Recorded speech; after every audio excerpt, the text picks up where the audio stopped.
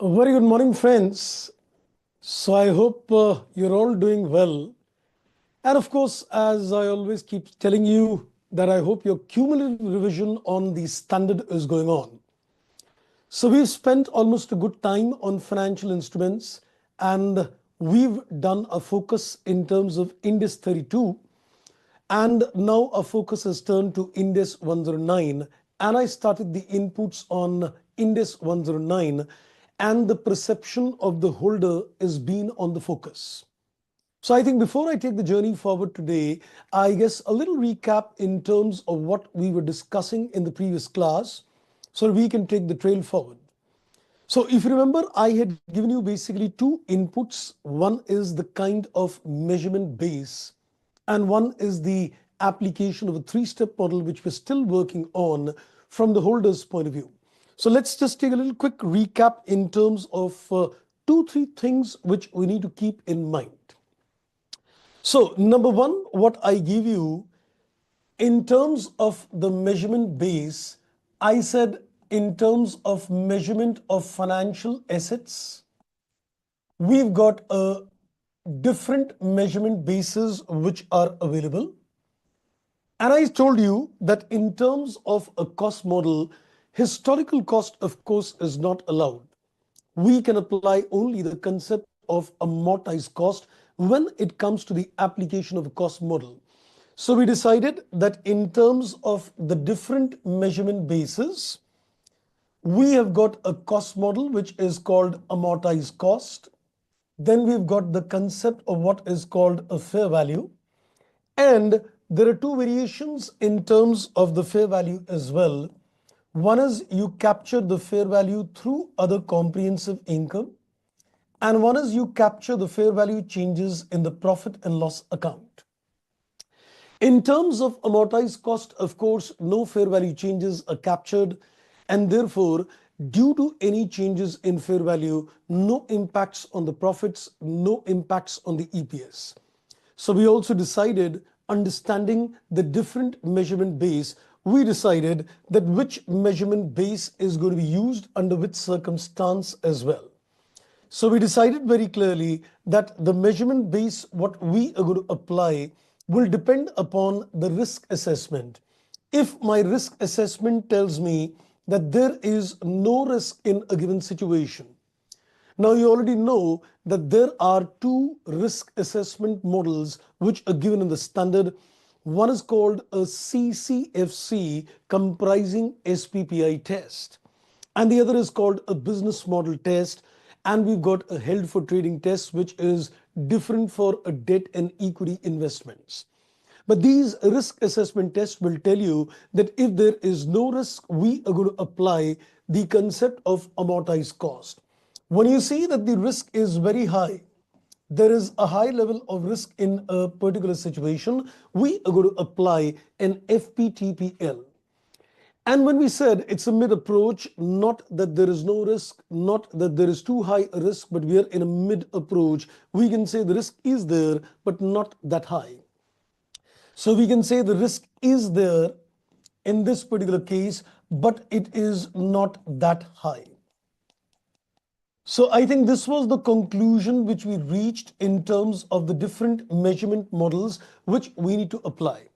I gave you a detailed insight in terms of what is an amortized cost model, where we saw the application in terms of calculating the effective interest rate, what you call internal rate of return in financial management prospects. This was one phase of things. Second, the second input which I gave you, that I said when you're looking at financial assets and you are looking in terms of the measurement of financial assets, I said the measurement of financial assets can be seen from the perception of either how it is initially measured and how it is subsequently measured. I've already given you the inputs in this particular case. We're just taking a quick recap in the morning just to be connected in terms of our discussions. The initial measurement of all the financial assets, I said, is always done at a fair value. So when it comes to the initial measurement, it is always done at a fair value, but I give you exceptions as well. And I said if you've got your trade receivable or if you've got a loan which is recoverable on demand, it is not considered at a fair value. Then it is recorded at the transaction value, which means the value at which you've done a transaction. So we decided the exceptions in this particular case, and the exceptions in this case was number one, a trade receivable, and number two, there is a loan which is recoverable on a demand. So in these two cases, we'll end up recording the asset at a transaction value and not at a fair value. Other than that, we always land up taking at a fair value. Then we also came to the concept of a subsequent measurement as well, where I said you are going to apply a three-step model in terms of deciding how we are going to consider the subsequent measurement as well. And if you remember, I gave you 3 steps, and the very first step was the holder needs to step into the shoes of the issuer. If you are a holder of the instrument, you need to first step into the shoes of the issuer and consider that if you would have issued the instrument, will you call it as a financial liability or an equity instrument or a compound financial instrument? Because your category all depends upon the issuer category. His FL is your debt investment. His equity instrument is your equity investment. His CFI is a debt investment. So in terms of this input, we decided the step number one is to step into the shoes. It is to step into the shoes of the issuer. So you need to first of all decide the category from the issuer perspective. And I've already given the inputs that his FL CFI debt investment, his equity instrument, equity investments. Then comes the step number 2 and 3, in which you are going to do the risk assessment. The step number 2 is also a risk assessment, and the step number 3 is also a risk assessment. The only difference is in terms of the step number 2, you are focusing on risk is there or the risk is not there. Mind the words. So you are only making an assessment of the fact the risk is there or the risk is not there. And in this particular case, I also gave you that, irrespective of a debt or equity investments, it is a common test. The step number 2, in terms of the presence or absence of the risk, is using a common test altogether, and that is called a CCFC comprising SPPI test. Contractual cash flow characteristics comprising solely of the payment of principal and interest. So your focus is that as an issuer, is he got an unavoidable obligation to pay the principal to you? Is he got an unavoidable obligation to pay the interest to you, so that you can prove as a holder that you've got a right, a contractual right to receive the principal as well as the interest on the principal outstanding. The couple of illustrations which are given in the study mat, and they are telling you how do you make an assessment whether the CCFC SPPI test passes or not. Well, of course, fortunately, unfortunately, in the exams, it has been tested in terms of just your knowledge on a CCFC SPPI test. But I would still advise you must go through those illustrations as well to get an idea when does a CCFC SPPI passes. Though, of course, as we do the questions, I will definitely give you a walkthrough in terms of how the assessment of this test is done. And then you come to the step number 3, and in terms of the step number 3, now it is measuring the fact you're reconfirming that there is no risk. You decided in step number 2 there is no risk. Now you need to reconfirm that yes, there is no risk. Or if there is a risk, you need to now decide the intensity of the risk as well. Because the intensity of the risk will decide, is it FVTPL or is it FVTOCI? So we need to see the intensity in terms of the risk, that is the risk high or is the risk low. And in terms of the step number 3, you've got a different test For a debt investments, you've got a business model test.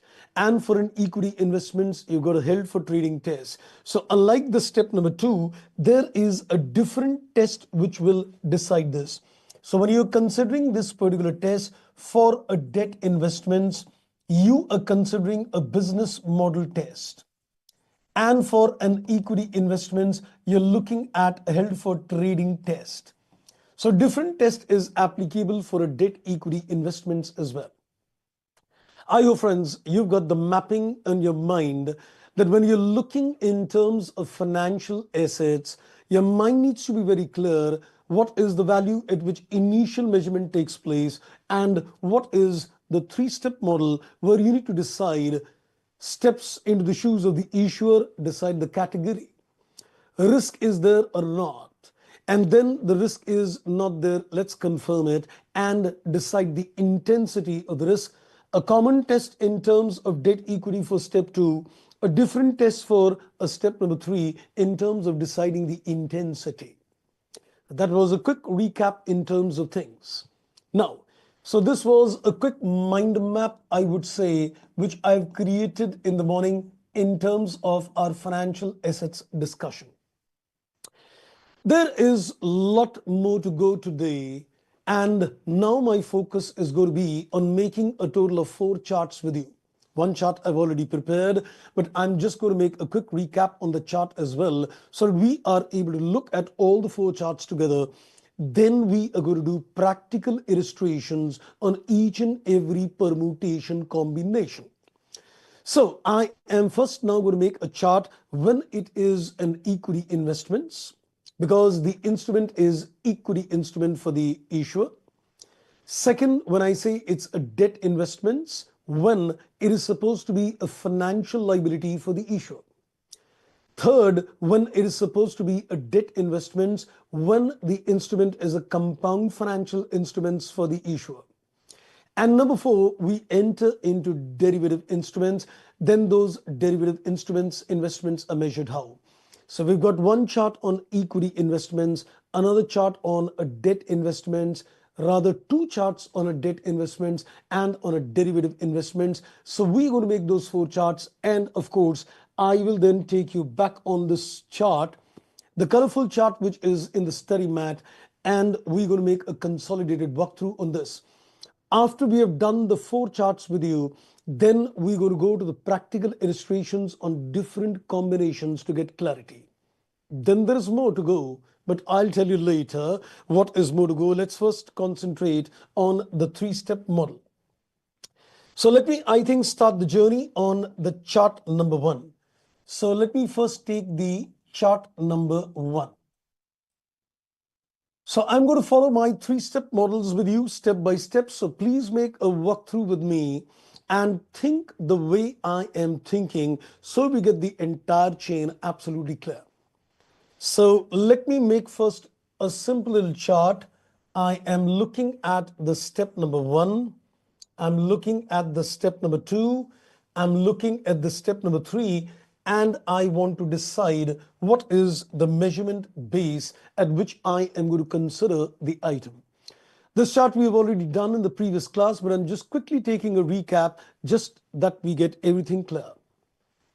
So I'm looking at my step number 1. I'm looking at my step number 2. And I'm looking in terms of the step number 3. And I want to decide what is the measurement base which we will follow in this permutation combination. So in the first instance, we step into the shoes of the issuer and we decide the category from the holder's point of view. So we decided that if the instrument from the issuer perspective is an equity instrument, it becomes an equity investments for me. So if the issuer says it's an equity instrument, we're going to call this as equity investments. That is number 1. Then we go to the step number 2, in which case we need to decide the risk with the help of CCFC comprising SPPI test. Now let's visualize again. You need to make a complete walkthrough in terms of your things. Imagine I am speaking to the issuer of the instrument. So when I look at that side, I am speaking to the issuer of the instrument. So in this particular case, I put across a question to the issuer. Do you got a contractual obligation to pay me interest? He says no. Do you got a contractual obligation to pay the principal after n number of years? He says no. If he's got no contractual obligation, which is an unavoidable obligations to pay interest that is returned, as well as the principal, in this particular case, as a holder, do I get a contractual right to receive the principal or the contractual right to receive the interest? No. So in this particular case, I would say this test will always fail. This test will always fail in this particular case. And if you say that this particular test is going to fail, can I outrightly say that it is a risky instrument? As a holder, I put the public money in a particular investment where I get no right to receive principal, no right to receive the interest. That definitely indicates that it is a risky instrument. Now, we are not going to draw any conclusions at this stage, whether it is FVTPL or OCI.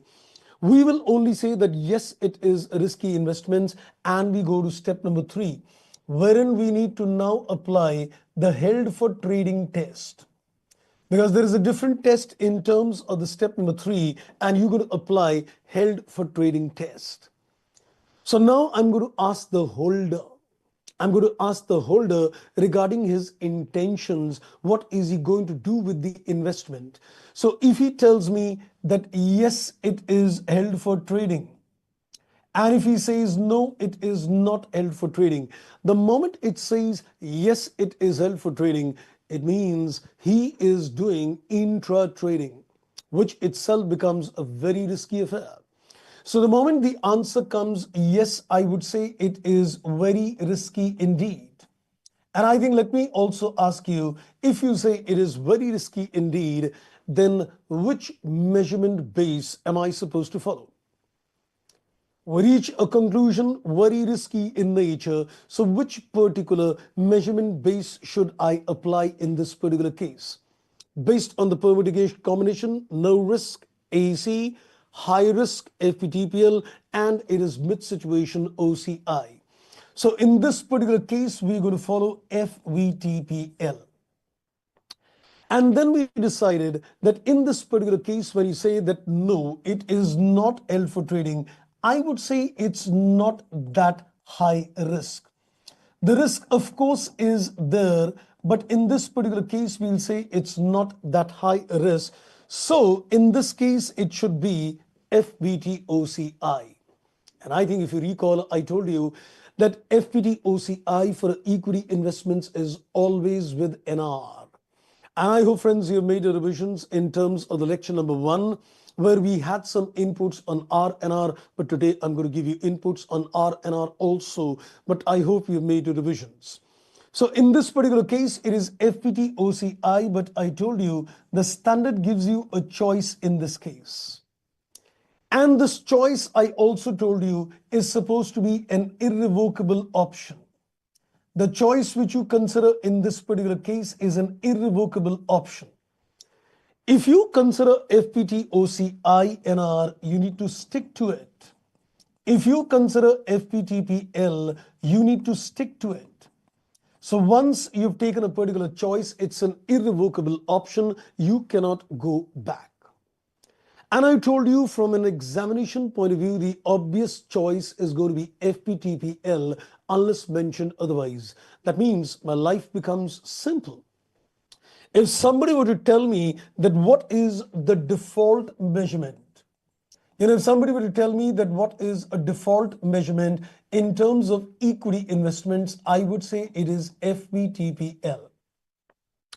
Because it is held for trading, it is FVTPL, and if it is not held for trading, then I get a choice. But unless the choice of the irrevocable option is selected, we are undoubtedly going to say that it is FVTPL.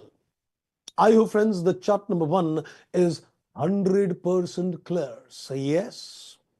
Are we 100% clear on the concept of the three-step model as far as equity investments are concerned?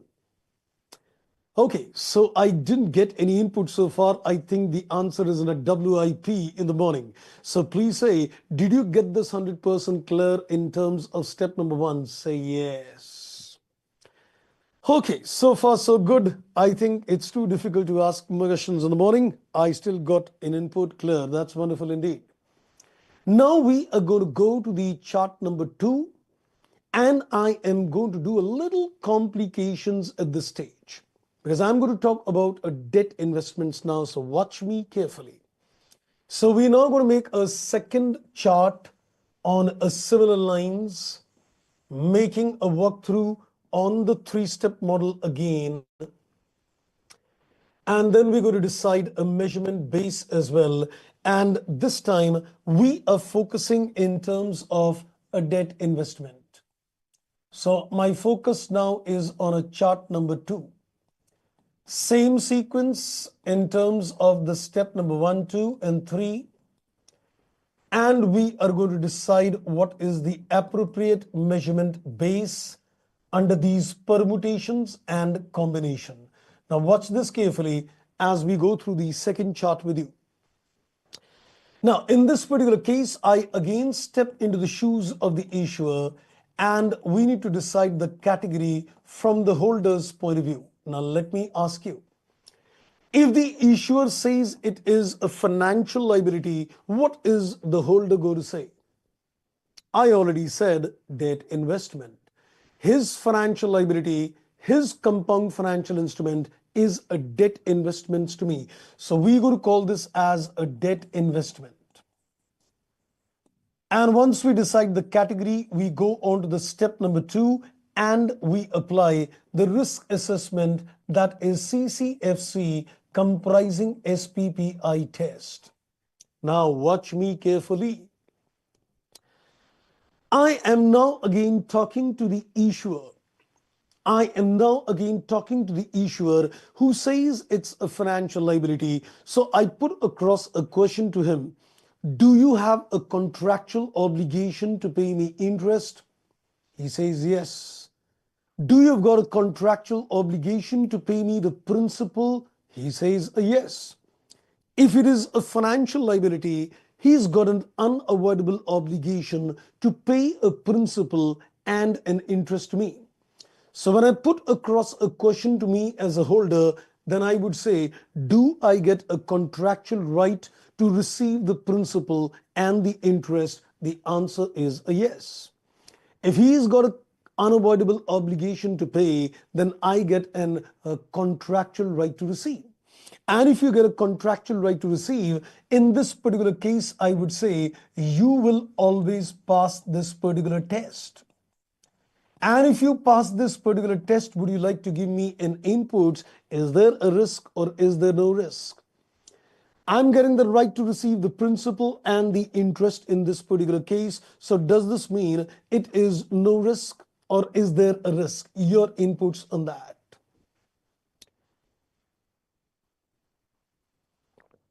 And that's perfectly correct. So we can say that there is no risk in this particular case. And then we go on to the step number 3. Because now I need to reconfirm that there is no risk, or maybe I come to the conclusion, oh no, there is a risk. And for this particular case, for a debt investments, you've got what is called a business model test. So we've got a test which is called a business model test. You can call it as a BM test. Now, as far as a business model test is concerned, there are going to be various permutation combination. And let me tell you that when you are looking at a business model test, it is nothing but it is like looking at management's intention. They made an investments, so we need to see why these investments have been made. What is the management intention? So basically, when you're looking at a business model, we are looking at the intention of the management. What does the management intend to do with this particular investment? Now, there are three different kinds of business model which is being suggested in terms of 109, Ind AS 109. The first intention is that as a management, when you make the investment, your objective is to hold the investment till maturity. And what they call it as collecting contractual cash flows, which means you're going to hold the investment till maturity. The management has got no intention to dispose of the investment in between. But let me also tell you that when you say that you are committed to hold the investment till maturity, it doesn't mean that I would never sell the investment. It only seems that I am not going to sell the investments but keep it till maturity. But let's say, for example, if you've got a portfolio of securities and you feel that a credit worthiness of one of the investments is going down, you feel that there is going to be a huge credit loss in terms of a particular investment, then you want to decide that in this particular case, let me sell off that investment. So it doesn't deter the management from selling one particular investment in the entire portfolio, because I cannot be stuck to a decision of holding the investment even if the credit worthiness of the issuer is going bad. The credit worthiness means that if the issuer is not in a position to pay the returns to me, I am not getting regular returns from that investment, it doesn't mean that I can't sell those investments. But it should be a one-off kind of a sale. But the pure intention of the management is to be that they want to keep the investments till maturity. So I think let's concentrate on this combination itself. Now, let's, I think, consider the walkthrough in terms of things. Let's see from the issuer point of view. I ask him, are you going to pay interest to me? Yes. Are you going to pay principal to me? Yes. And I say I get a right to receive the principal, I get the right to receive the interest, and I have no intentions to sell it in between. He will give me the interest and the principal, let's say for the next 5 years. I'm going to keep the investment till the next 5 years, which means I've got no risk. Because if he's obliged to pay and I've got a right to receive and I've got no intentions to sell the investments till maturity, this would reconfirm that yes, there is no risk in this particular case. Because when the company plans to make a long-term investment, in those particular cases, the intention is to keep the investments till the last. And if there is no risk, you will easily vouch me that we are considering an amortized cost approach in this particular case. Let's look at another combination now. So we are looking at the next one now. The management says the intention is basically to do a trading in this particular security. That means just like equity investments, the intention is purely to do a trading in this particular investment. I guess you can easily decide if you're going to do trading, just like an equity investment, this is also going to be very risky affair. And if this is going to be very risky in nature, then we can definitely decide the category. I think let's ask you that as well. What do you think if the intention is to do trading in this particular investments, then what kind of measurement base should we follow? Very risky indeed. And that's rightly given. It is going to be FVTPL. And it could be a mixed blend as well. When I say trading, that means the intention is purely to sell these investments. Now, in this combination, the third intention could be a mixed objective. A mixed objective in the sense that you might keep the investments till maturity or you might sell these investments as well. And when you say that you might sell them, you might keep them at maturity, then I know you can think I'm in between the two. When you're saying that I might keep them till maturity, I might sell them in between. So if it is a dual objective, I would say the risk is not that high. If the risk is not that high, in this particular case, you know it's going to be FPTOCI, and debt investments is always with an R. So when it comes to equity investments OCI, it is always no recycling, no reclassification. When it comes to a debt investments, it is always recycling. So remember, equity is always with a NR and debt is always with a R. Now, another interesting inputs to be given to you at this stage, though we will discuss an example later. The standard has also given us some very interesting inputs. They say you're falling in the amortized cost approach or you're falling in the OCIR category. In these cases, the company has got an option. You are falling in the amortized cost approach or you are falling in the OCI category according to the permutations combinations, but you have got an option. Now, I did not say that this is a choice. This is an option, but it is called a conditional option. It's not a free choice. Unlike equity investments, FVTPL or FVTOCI was a choice. That was a free choice. But in this particular case, it's an option which is based on meeting certain conditions. Let's not get into what conditions at this stage. We'll see those conditions. We'll see that condition. It says there is a conditional choice that you can choose an FVTPL instead of AC. You can choose an FVTPL instead of OCI, but this is not a matter of choice. It's not that you can just simply do it. It is a conditional choice. And if you ask me what is the condition, I will just give you a technical condition without explanation at the moment. And the choice, what is given, the conditional choice which is given is called eliminating the accounting mismatch. So what is that? Don't get worried. We'll discuss that later. So we need to ensure that it will eliminate or it will reduce. It will eliminate or it will reduce what is called accounting mismatch. So this is the condition. We'll see the details at a later stage. No worries on this condition. So let me just consolidate the position in terms of the chart number 2 and also come to some default measurement aspects as well. Now, in this particular case, we can say when you're looking at the chart number 2, a financial liability from the issuer perspective becomes a debt investment for the holder's perspective. That is one.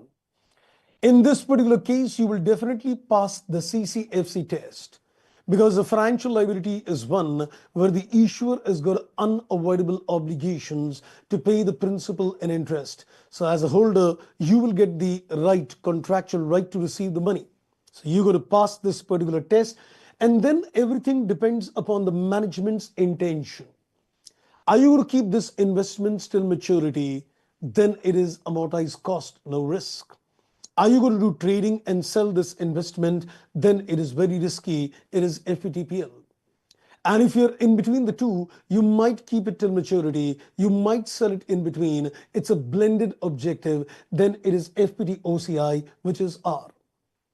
Now, when you are under the combination of FAC or OCIR, the management can still choose an FVTPL, but that's not a free choice. There is a condition which is required to be met, and that condition is called reduction or elimination of accounting mismatch. Don't even apply your mind at this stage. Don't even get bothered on what is this elimination or reduction of accounting mismatch. I just wanted to give you a term. I will come to that later. I will explain you the conditional input that what is elimination or reduction of accounting mismatch. Only if that condition is met, you can choose to apply P&L. You can choose to apply P&L. I hope, friends, my chart number 2 is pretty clear. So what is going to be the, I would say the default model? Well, I guess if the question is totally silent on the agenda, then I think it makes sense that I should consider amortized cost. So in this particular case, if the question is silent, then generally one could assume, I would say generally one could assume that by default, you consider that it is supposed to be an amortized cost approach. But otherwise, of course, the inputs regarding the measurement, the business model has to be given.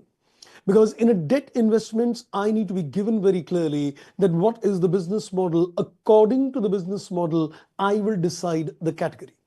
But I think if nothing is given to the contrary, I would say the default category can be taken as amortized cost.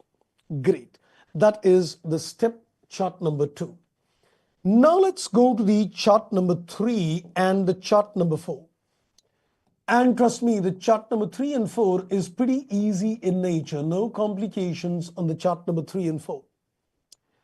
So chart number 3, we're going to focus on a compound financial instruments, and chart number 4, we're going to consider a derivative investments. So let me just make a similar kind of a chart. So we're going to consider the 3 steps. I'll keep this chart short. Step number 1, 2, 3 in measurements. Then we'll also create a chart number 4 out here itself, and which is for a derivative investments. So let's first come to compound financial instruments, and then we are going to discuss the derivative investments as well. And then after these 4 charts are done, trust me, we will be in a position to appreciate the colorful, beautiful chart which is given in the study material in unit number 2, which illustrates the input. So let's, I think, go to the step number 1, 2, 3.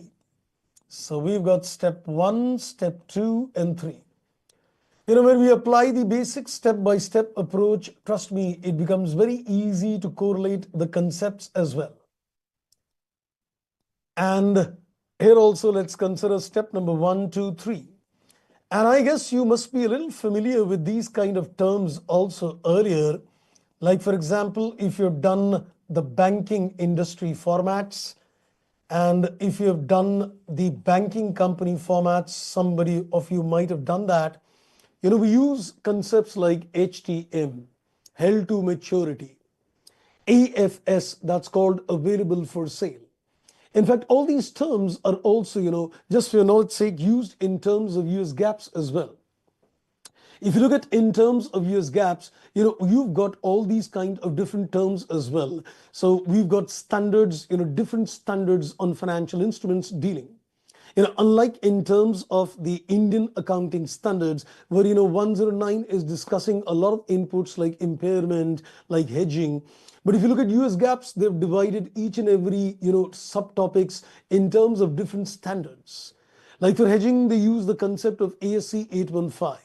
Like for example, for impairment, they use the concept of ASC 326.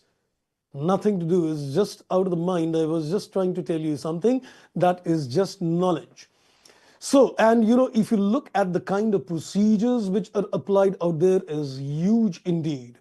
Why I'm telling you this is that if you feel that IFRS Ind AS is a little tougher job, get it straight.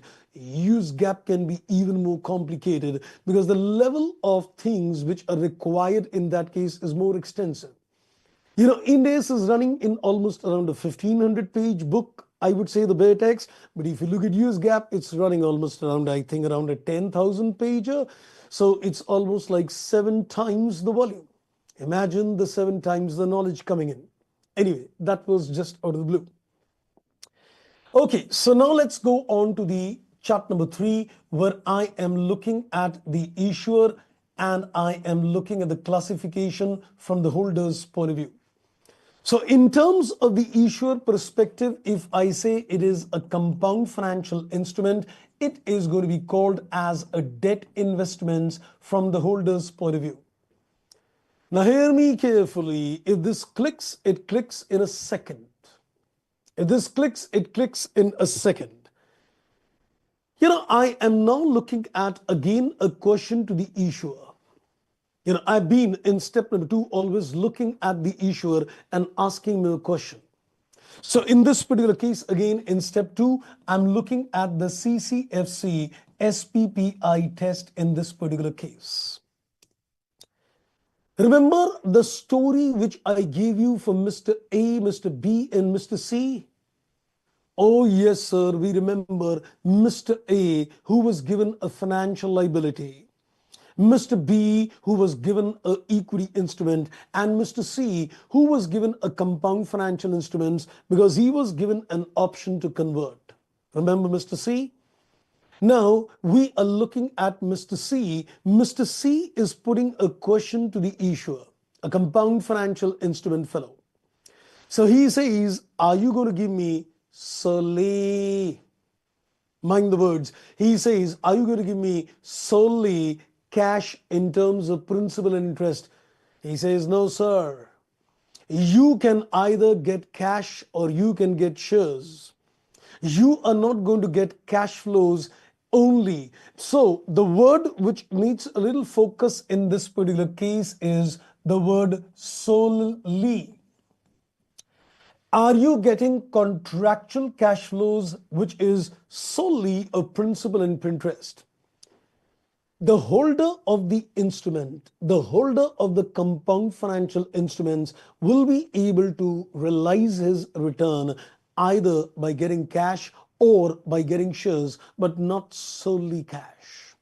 The focus is on the word that the word solely will fail. So generally, I'm saying generally in this particular case, this test will fail. There is a very beautiful illustration in the study mat as well, which is devoted to the step number 3. And I will just take you to the particular chart example as well. So in this particular case, we can say, since the contractual cash flow should solely be comprising in the principal and interest should be solely be comprising in terms of cash, here the holder will either get the option to get cash or the option to get shares. So he's not going to get solely cash. So generally this test will fail, and see, once this test fails, the standard decided we're not even looking at the intentions. We're not even looking at the intentions, and we are going to directly go to the concept of FVTPL. This is the only situation we're not even interested in applying a step 3. We're not even going to look at a business model or the intentions of the management. If you're investing in an instrument where this test fails, we know it is very risky indeed. And if it is very risky indeed, then in that particular case, FVTPL is going to follow in this case. So moral of the story, the default category in this particular case is going to be FVTPL.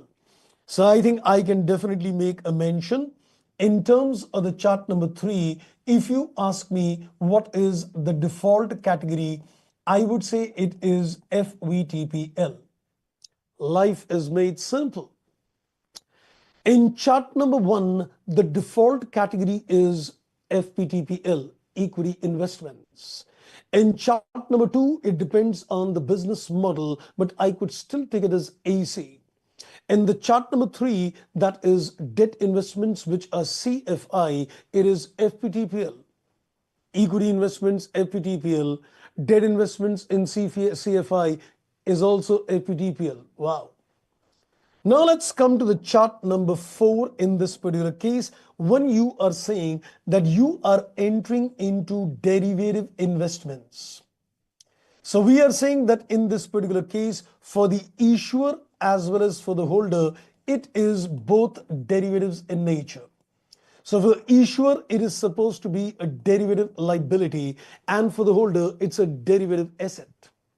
So they enter into forwards, futures, options, and swaps, where it becomes an asset position for the holder.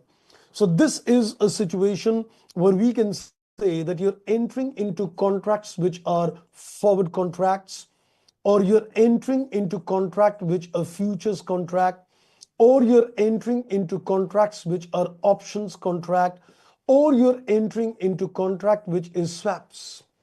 So if you're entering into any of these contracts, that is forwards, futures, options, and swaps, they are all supposed to be derivative instruments. And if you get the contractual right in this particular case, and let me ask you, do you think derivative instruments are risky? Very risky. I'm not going to apply step number 2 and 3. I'm not even going to look at the step number 2 and 3. In this case also, we will directly go to the step number measurement base, very risky investments, FVTPL. So there is going to be no application. These instruments undoubtedly are considered very risky in nature. Derivative, thy name is risky. So in this particular case, this will be taken at FVTPL. So even if you ask me for derivative accounting, we can say the default accounting in terms of derivative investments is also FVTPL. Rather, I would say it is not a default, but it is always FVTPL. It is always FVTPL in this case. So life becomes jingalala now. I think if I make a walkthrough in terms of the 4 charts with you, I stand very clear on my thoughts. If you look at the case of equity investments, the default is FVTPL if it is held for trading for sure. The default is FVTPL if it is not held for trading unless the question says clearly that the company has chosen an irrevocable option of OCI. So if the question clearly tells me that I have chosen OCI, otherwise by default, FVTPL, FVTPL, done. The second inputs which I gave you is with regard to debt investments, and everything would depend upon the business model of the company. AC, if it is maturity. OCI, if it is a mixed model and it is trading, it is P&L. But in terms of AC or in terms of OCI, you can consider an FVTPL, but you need to prove that test. The elimination or the reduction of the accounting mismatch should happen, which we are yet to discuss. We'll do that. The third is if you're looking at any kind of debt investments in CFI, generally it is FVTPL. Generally it is FVTPL. So let me put it like this, that this is generally. This is generally. And let me also put out here that in terms of chart 1 also generally. So the first one is generally FVTPL, the third one is generally FVTPL, and derivative investments by default is always FVTPL. So equity investments FVTPL, derivative investments FVTPL, debt investments CFI FVTPL. So only thing left over is debt investments FL, business model. You would say, sir, you spent around 45-50 minutes explaining the conclusion. You should have told us in the initial 5 minutes, equity investments FVTPL, debt investments FVTPL, derivative investments FVTPL, and debt investments FL, business model. You spend so much time, but trust me, it is required. You know, if you see a question which came this time as well in the exam, there was a question in the exam which was testing your knowledge in terms of application of these charts. So it's not that you can simply cram and go in the exams. Even in terms of MCQ, this knowledge was also being tested. So you can get questions where the examiner would be interested in understanding with the facts of the case that what kind of categories would apply. I think it's the right time now to have a look at this beautiful, colorful chart which is given in the study material. And trust me, I've explained every bit of this chart to you. I've explained every bit of this chart to you. So let me now do a little walkthrough in terms of this chart. So let's have a little walkthrough in terms of the different permutation combination. See only what I make a walkthrough, don't see anything else. You're going to see the 4 charts which are made in this single summary chart. So this is, I would say, a summary of all the 4 charts which I've covered. This is the flow, you can say the flow chart, which is summarizing all the 4 charts I give you. Well, I would say when you look at a debt investments, when you look at a derivative investments, or when you look at equity investments, this is like my step number 1, that you're stepping into the shoes of the issuer. You're stepping into the shoes of the issuer and you are taking a call. What are these debt investments? What is a financial liability or what is a compound financial instrument for the issuer? His FL, my debt, his CFI, my debt, and what is supposed to be equity investments, what is equity instruments for the issuer perspective. So you can see the first line is based on stepping into the shoes of the issuer, and derivatives, when you enter into, I'll call it as F&O. We generally call it as futures and options. Though of course it can be forwards, it can be futures, it can be options and swaps, but let's short call it as F&O, futures and options market. Then you can see that this second box is supposed to be what is called a step number 2. This is my step number 2, where you're looking at the contractual cash flows, solely payments of principal and interest. So this is what we called CCFC, comprising the SPPI test in this particular case. And now you can see the walkthrough in terms of things. When it comes to a derivative investments, it is failing. And if it is failing, you directly go to the FVTPL in this case. So derivative investments, chart number 4 is directly FVTPL. Then let's have a look at the equity investments. In equity investments, this step will also fail. And now we are considering that in the equity investments also it is always failing. Derivative will always fail, equity will always fail. Then you go for the held for trading test, which is like the step number 3, which I created. Which is the step number 3. Is it held for trading? If you say yes, it is held for trading, you are back to FVTPL again. And if you say no, it's not held for trading, then in this particular case, you get a choice. And as I said, that this choice is an irrevocable, it is supposed to be an irrevocable option. So that's what it says, OCI option, are you selecting it or not? So when you say, are you selecting it or not? So we can say, unless mentioned otherwise, I'll assume that I'm not selecting it. It's like asking a person, will you take coffee? Otherwise, by default, I give you tea. So this is an irrevocable option. If you say, yes, I select it, then FPT OCI with no recycling. And if you say, no, I'm not taking this option, you're back to FVTPL. So this was all in terms of the chart number 1, derivative chart number 4. Now let's come to the debt investments as well. In terms of the debt investments, you can say the debt investments, the test may pass or the test may fail. The failure is when it is a case of compound financial instruments, and the passing is when it is a case of financial liability.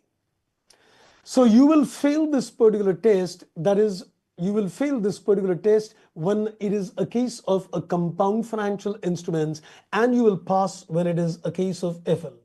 So when you fail, you're back to FVTPL. That is the chart number 3. So derivative investments fail, and then compound financial instruments fail, directly FVTPL, chart 3 and 4. Then coming to the chart number 2, this is now the business model test to be applied at the entity level, not instrument by instrument. And this is what we can say is the step number 3 again. In terms of the chart number 2, we're looking at the step number 3, the business model test, which is management's intention. Are you going to hold to collect contractual cash flows, which is like keeping the investments till maturity? Or it says to collect contractual cash flows and even to sell assets. This is like a mixed model. And when it says neither 1 or 2, then you can say in this case you want to do trading. So in this particular case, either you keep it till maturity or you do a trading, or it's a blended objective. If it is maturity, it is amortized cost. If it is a mixed model, it is FPT OCI with a classification, reclassification. And if it is trading, it is FVTPL. And then you can see in between as well that if the fair value option is elected, if you say the fair value option is taken, you're back to FVTPL. No, it remains the same. This is a beautiful summary in terms of all the charts put together. You can look at the 4 charts which I made, and then if you look at the summary in terms of things, you will be able to easily relate the features of this particular chart. Now, before we go to the questions, I've got a usual question back, friends, to ask you. What is your comfort zone on a scale of 10 on the understanding of the financial assets measurements, initial, subsequent, permutation, combination? Let's get your comfort zone scores on a scale of 10. Regarding your conceptual understanding, we will apply this to practical illustrations as well. But so far, so good. What is your comfort zone? Okay, we got a score on a 10 by 10. That's wonderful indeed. Superb.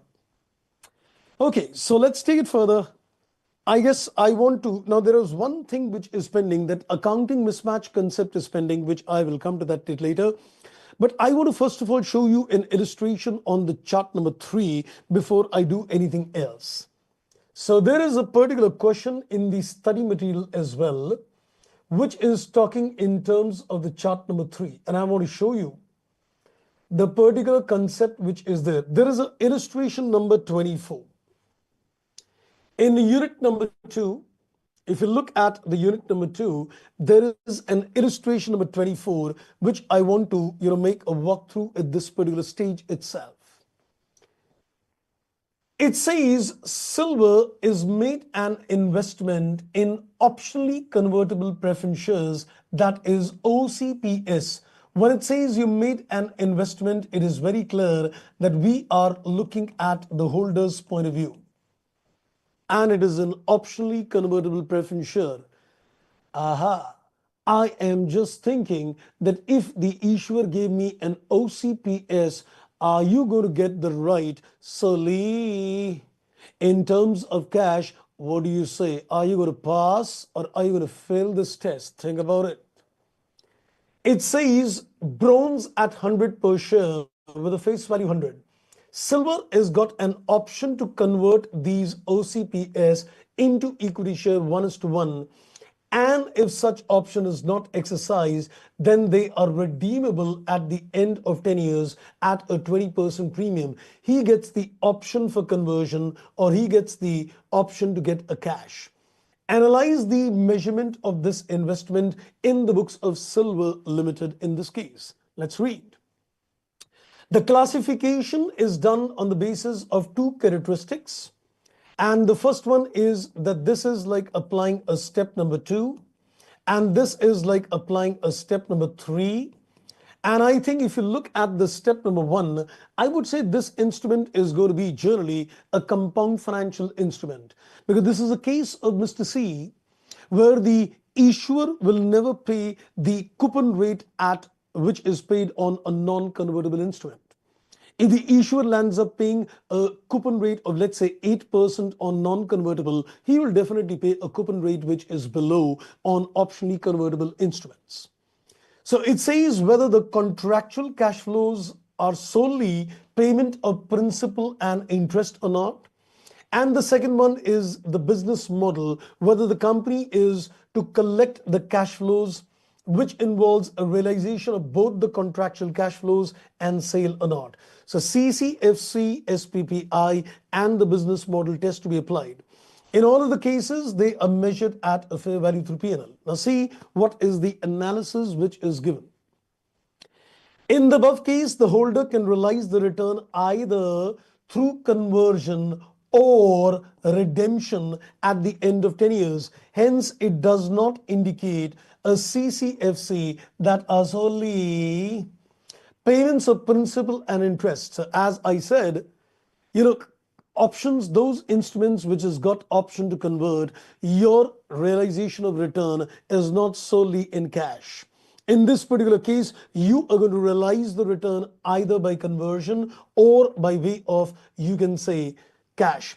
Therefore, such investments are carried at a fair value through P&L, and accordingly the investment is measured at a fair value, and periodically any gain or losses will be taken in the P&L. The changes in the fair value is going to be taken in the P&L.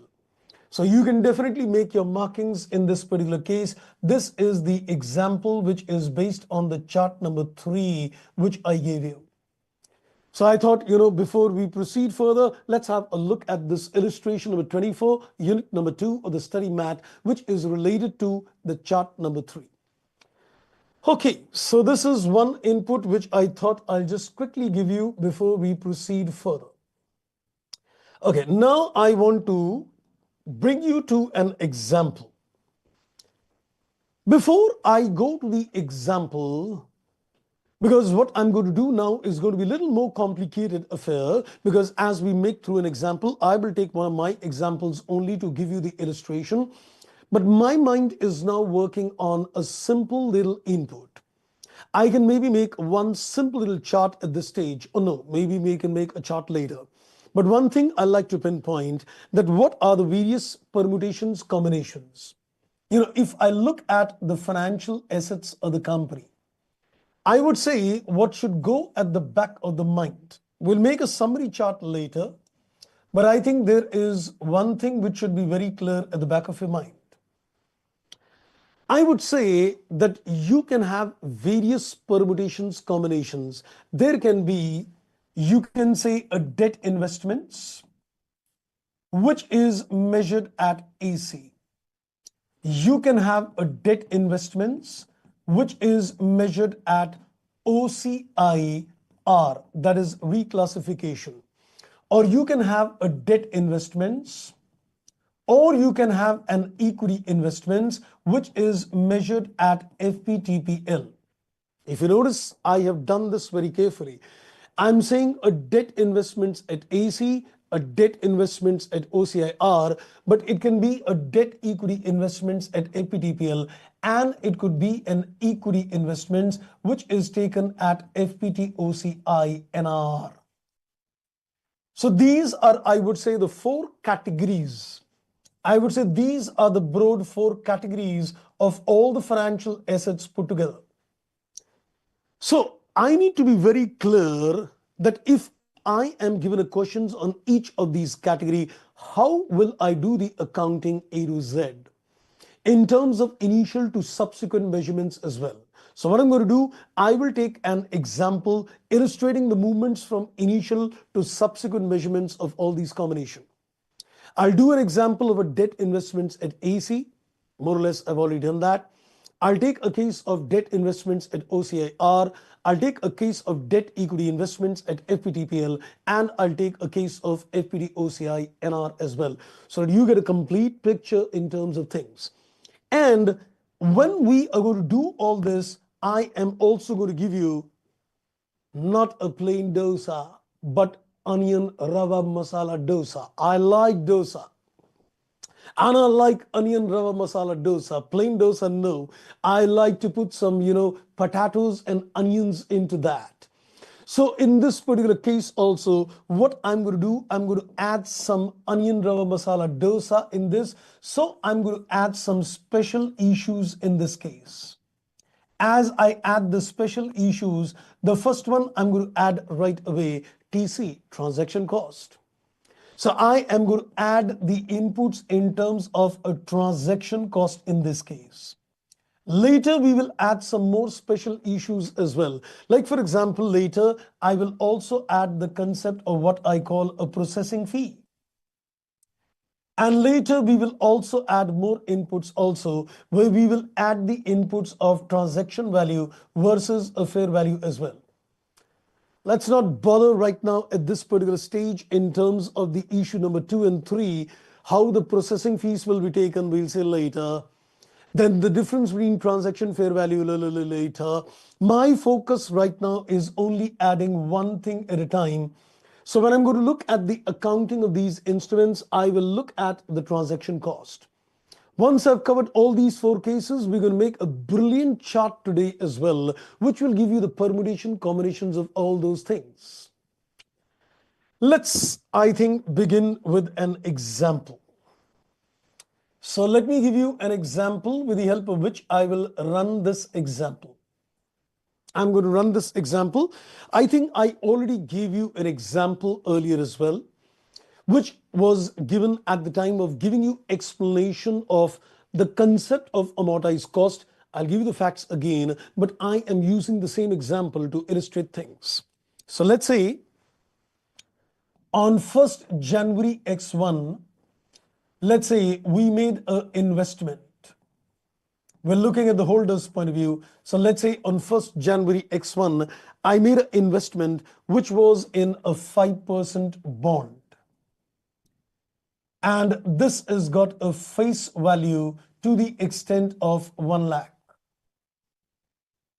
And this was invested at a cost of 95,000 because it was issued at a discount. It was issued at a discount. So therefore, we made the investment at 95,000. I gave you that earlier. And let's also consider that there is a transaction cost as well, which is to the extent of 2,000 incurred initially. There is a TC, which is to the extent of 2,000. Also, let's give you more facts as well. As far as the interest is concerned, the interest is received in arrears. That means it is received at the end of each year. So basically, we can say that it is received at each year end. It is received in terms of arrears. And then let's consider on December X3, which is 3 years later, there will be a redemption. So there will be a redemption in this particular case, and the redemption will be at the rate of, you can say, face value plus 5960 premium. So similar, absolutely similar facts which I gave you.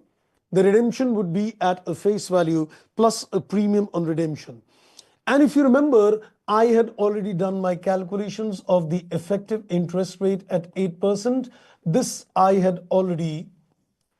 I've already computed earlier. I did this in the previous class. So this was already computed last class. You can make your references on the notes.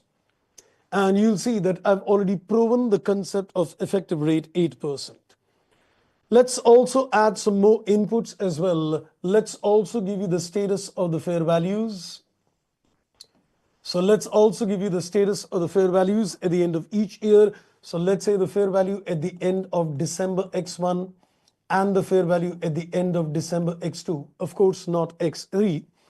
So let's say this is 1,10,000 and let's say this is 1,04,000. This is the fair value at the end of each year. Great.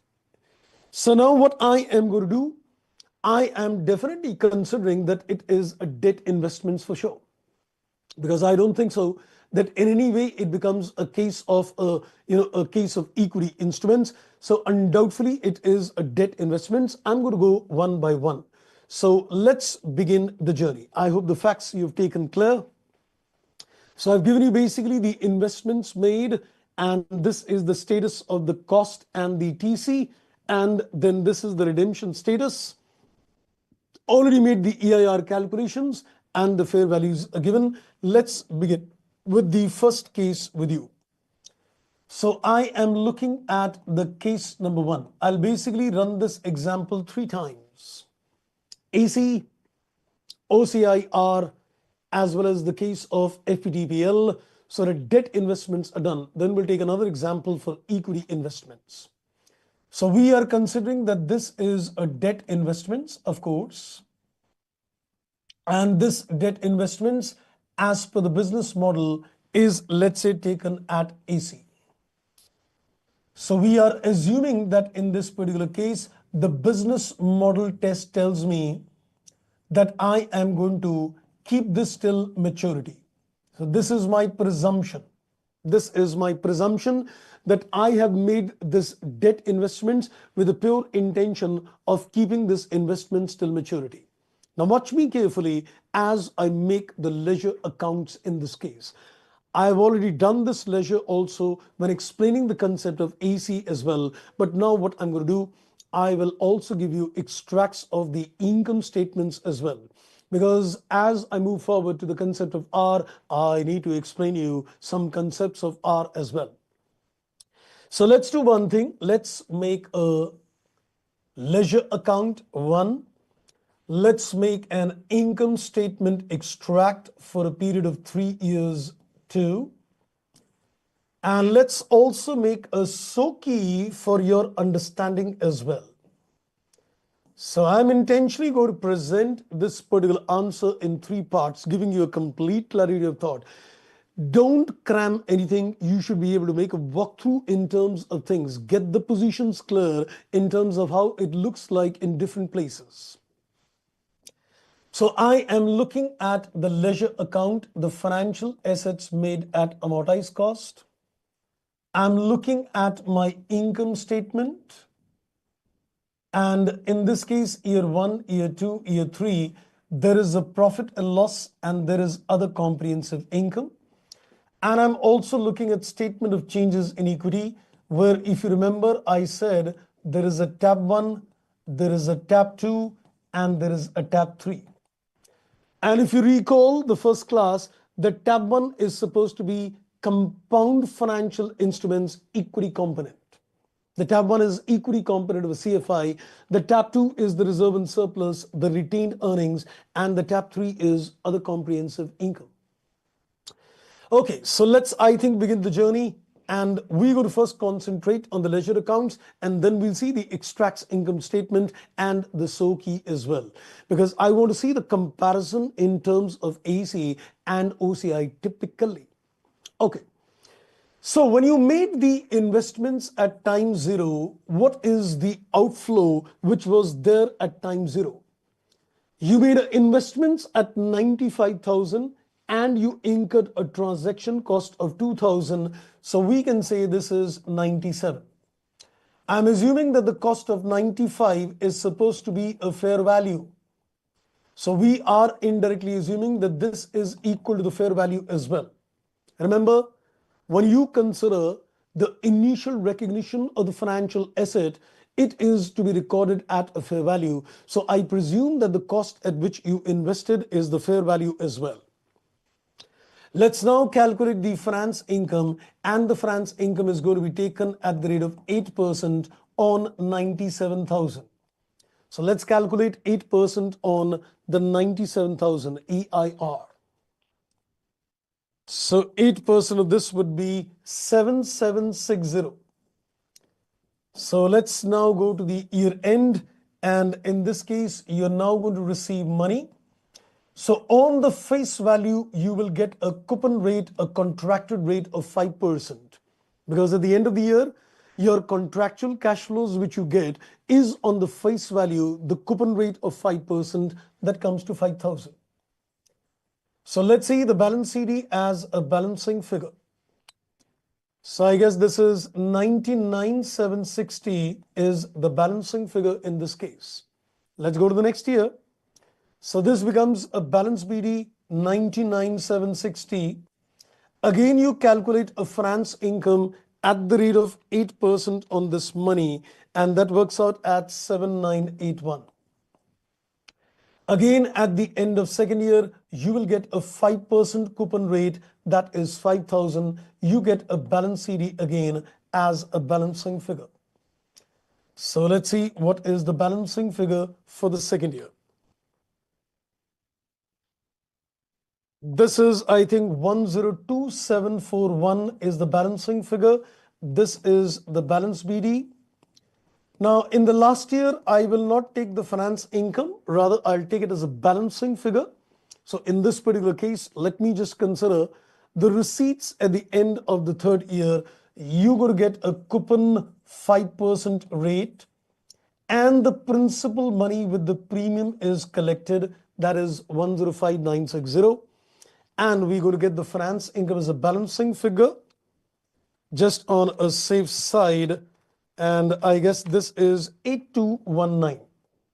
Just see that is it coming approximately 8% on the opening balance as well. And I think, yes, approximately difference of around 3-4 rupees only. That's perfectly okay. So this is how the ledger account would look like. So now let's see out of this ledger account, what is going to be recorded in the income statement. There's nothing to be taken in the OCI. There are no fair value changes which are captured as well. So in this particular case, if I were to see what am I going to consider in the P&L, you will record these finance income in the P&L. So you will record 7760 in the first year, 7981 in the second year, and you're going to consider 8219 in the third year. So we will simply consider the interest income as a credit to the profit and loss section, because whatever is the finance income, that will be taken in the P&L. That's it. So all these amounts will keep entering in the tab number 2. Whatever is being taken in terms of the P&L will keep accumulating in the tab number 2.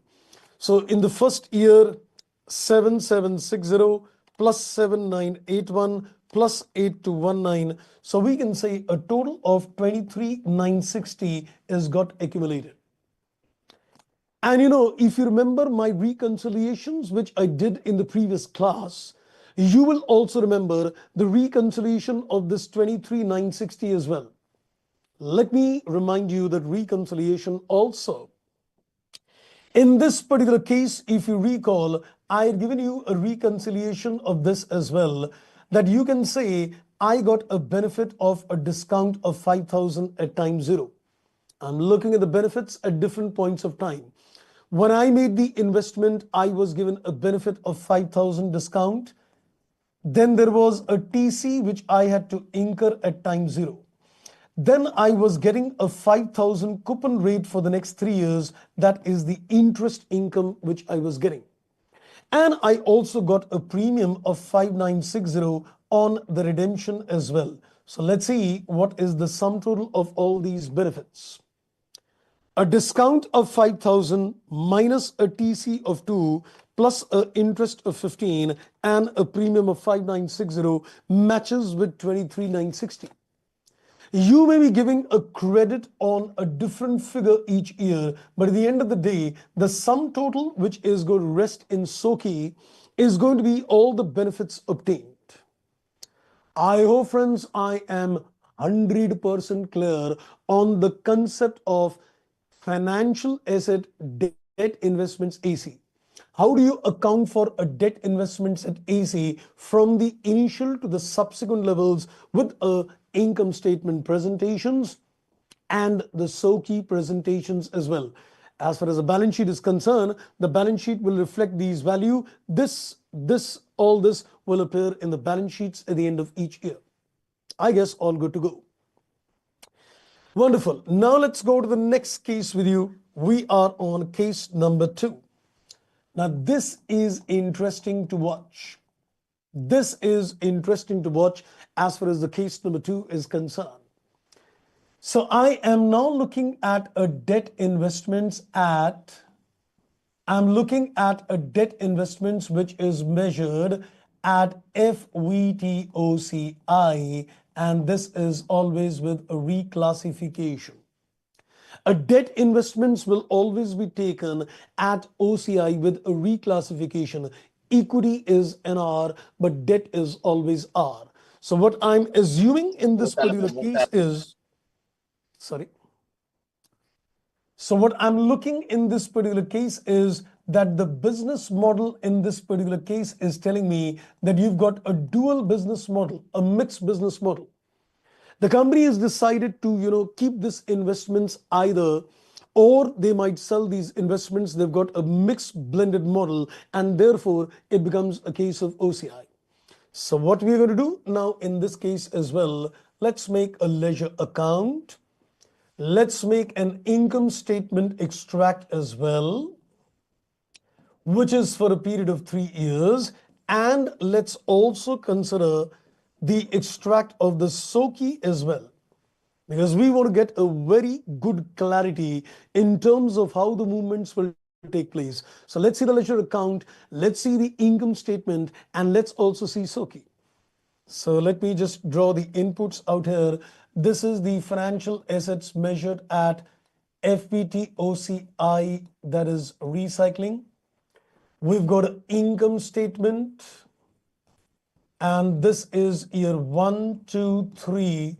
And let's say the statement of changes in equity, year 1, 2, and 3.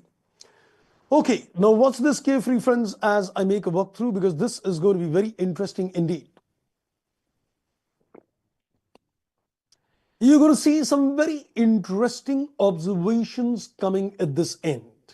and be very careful as you look at the observations which I give you. I'm going to start my journey in terms of the initial recognition. Same it is 97,000. 95 is the cost at which the investment is made and 2000 is TC, and we are of course assuming that 95 is supposed to be the fair value. So the initial recognition, let me now make some amendments to it. Is the initial recognition of a financial asset at a fair value? I would say no, it's at a fair value plus a transaction cost. You are going to record the financial asset at a fair value plus a TC, whether it is at AC or whether it is at OCI. That's one change which I made. Now you're going to calculate a France income at the effective rate of interest. Many people have got confusions in life. And I think I would kill that confusion right away. Many people have got confusions in life that when it comes to OCI, the concept of EIR does not apply. It does apply. It does apply. If you've got a debt investments at AC, or if you've got a debt investments at OCI, the concept of EIR applies. It does not apply when your debt investments is taken at FVTPL. If a company has got a debt investments at FVTPL, EIR will not apply, but it applies in terms of AC, it applies in terms of OCI as well. Please get this clear. In any case, for equity investments also, the concept of EIR does not apply. So one thing you need to keep in mind is that the concept of EIR is not applicable to equity investments. The concept of EIR is applicable only to a debt investments, and that also which are taken at AC or which are taken at OCIR. Don't worry, I'll be making a complete chart at the end where I will give you different inputs with reference to all the four categories: AC, debt investments, OCIR, equity investments, OCI, NR, and we'll take FVTPL as well. We'll take a very beautiful chart at the end, which will summarize the entire inputs on different permutations combination. Okay. So in this particular case, the finance income can be taken from the previous example, that is 7760. So we're going to take this at 7760, and then at the end of the first year, you are going to get the coupon rate of 5%. And in this particular case, we are now closed with the ledger. Now, watch this. Watch this. The only difference between AC and OCI is that AC, you took the balance CD balancing figure. But this is a fair value. Since it is a fair value, the balance CD is not going to be taken as the balancing figure, but you're going to record the fair value. So your balance CD in this particular case is going to be taken as a fair value. In terms of AC, we don't capture the fair value, so we just simply took the balancing figure. But in terms of OCI, you cannot afford to take the balancing figure. So I gave you the inputs on the fair value at the end of the year is 1,10,000. So what I'm going to do in this case, I am going to consider this to be 1,10,000. That is the fair value. So naturally, there will be a difference in the ledger, and the difference in the ledger is going to be considered as a fair value gain or a fair value loss. And since it is FPT-OCI, the fair value gain or the fair value loss is going to be captured in the other comprehensive income. So let's see what is the balancing figure in this ledger, and that balancing figure is a fair value gain or loss. So let's see what is the balancing figure coming to. I guess it is coming on this side, debit side, that is 10,240. This is a gain. This is again what we are getting. So this fair value gain is going to be taken in the OCI. This is the fair value gain which is going to be taken in the other comprehensive income. So I hope you get the movements very clear. What you need to do, friends, today, sit down and revise and do all these questions by your hand. Only then you are going to get confidence in terms of things. Practice, Practice, practice makes the man perfect. Okay, so this is the other comprehensive income where we get a gain. Let's continue, then we'll see the extracts later. So we get a balance BD which is 1,10,000. The CD becomes a BD, and then we take the finance income. Now, you cannot afford to take the interest on 1,10,000. The interesting part is that if in a question you are given the status of FPD OCI, you need to make in a working note AC leisure as well. Because trust me, all the interest income which you will record in year 1, year 2 as well as year 3 in terms of OCI will be same. So even if a company is following the other comprehensive income approach, the interest income to be recorded every year is the same as AC. So which means in the exam, if you are given a question on OCI, you've got 2 questions to do. You will make a leisure account for AC so that you get the finance income which you can fit into the leisure of OCI as well. I hope you get my point.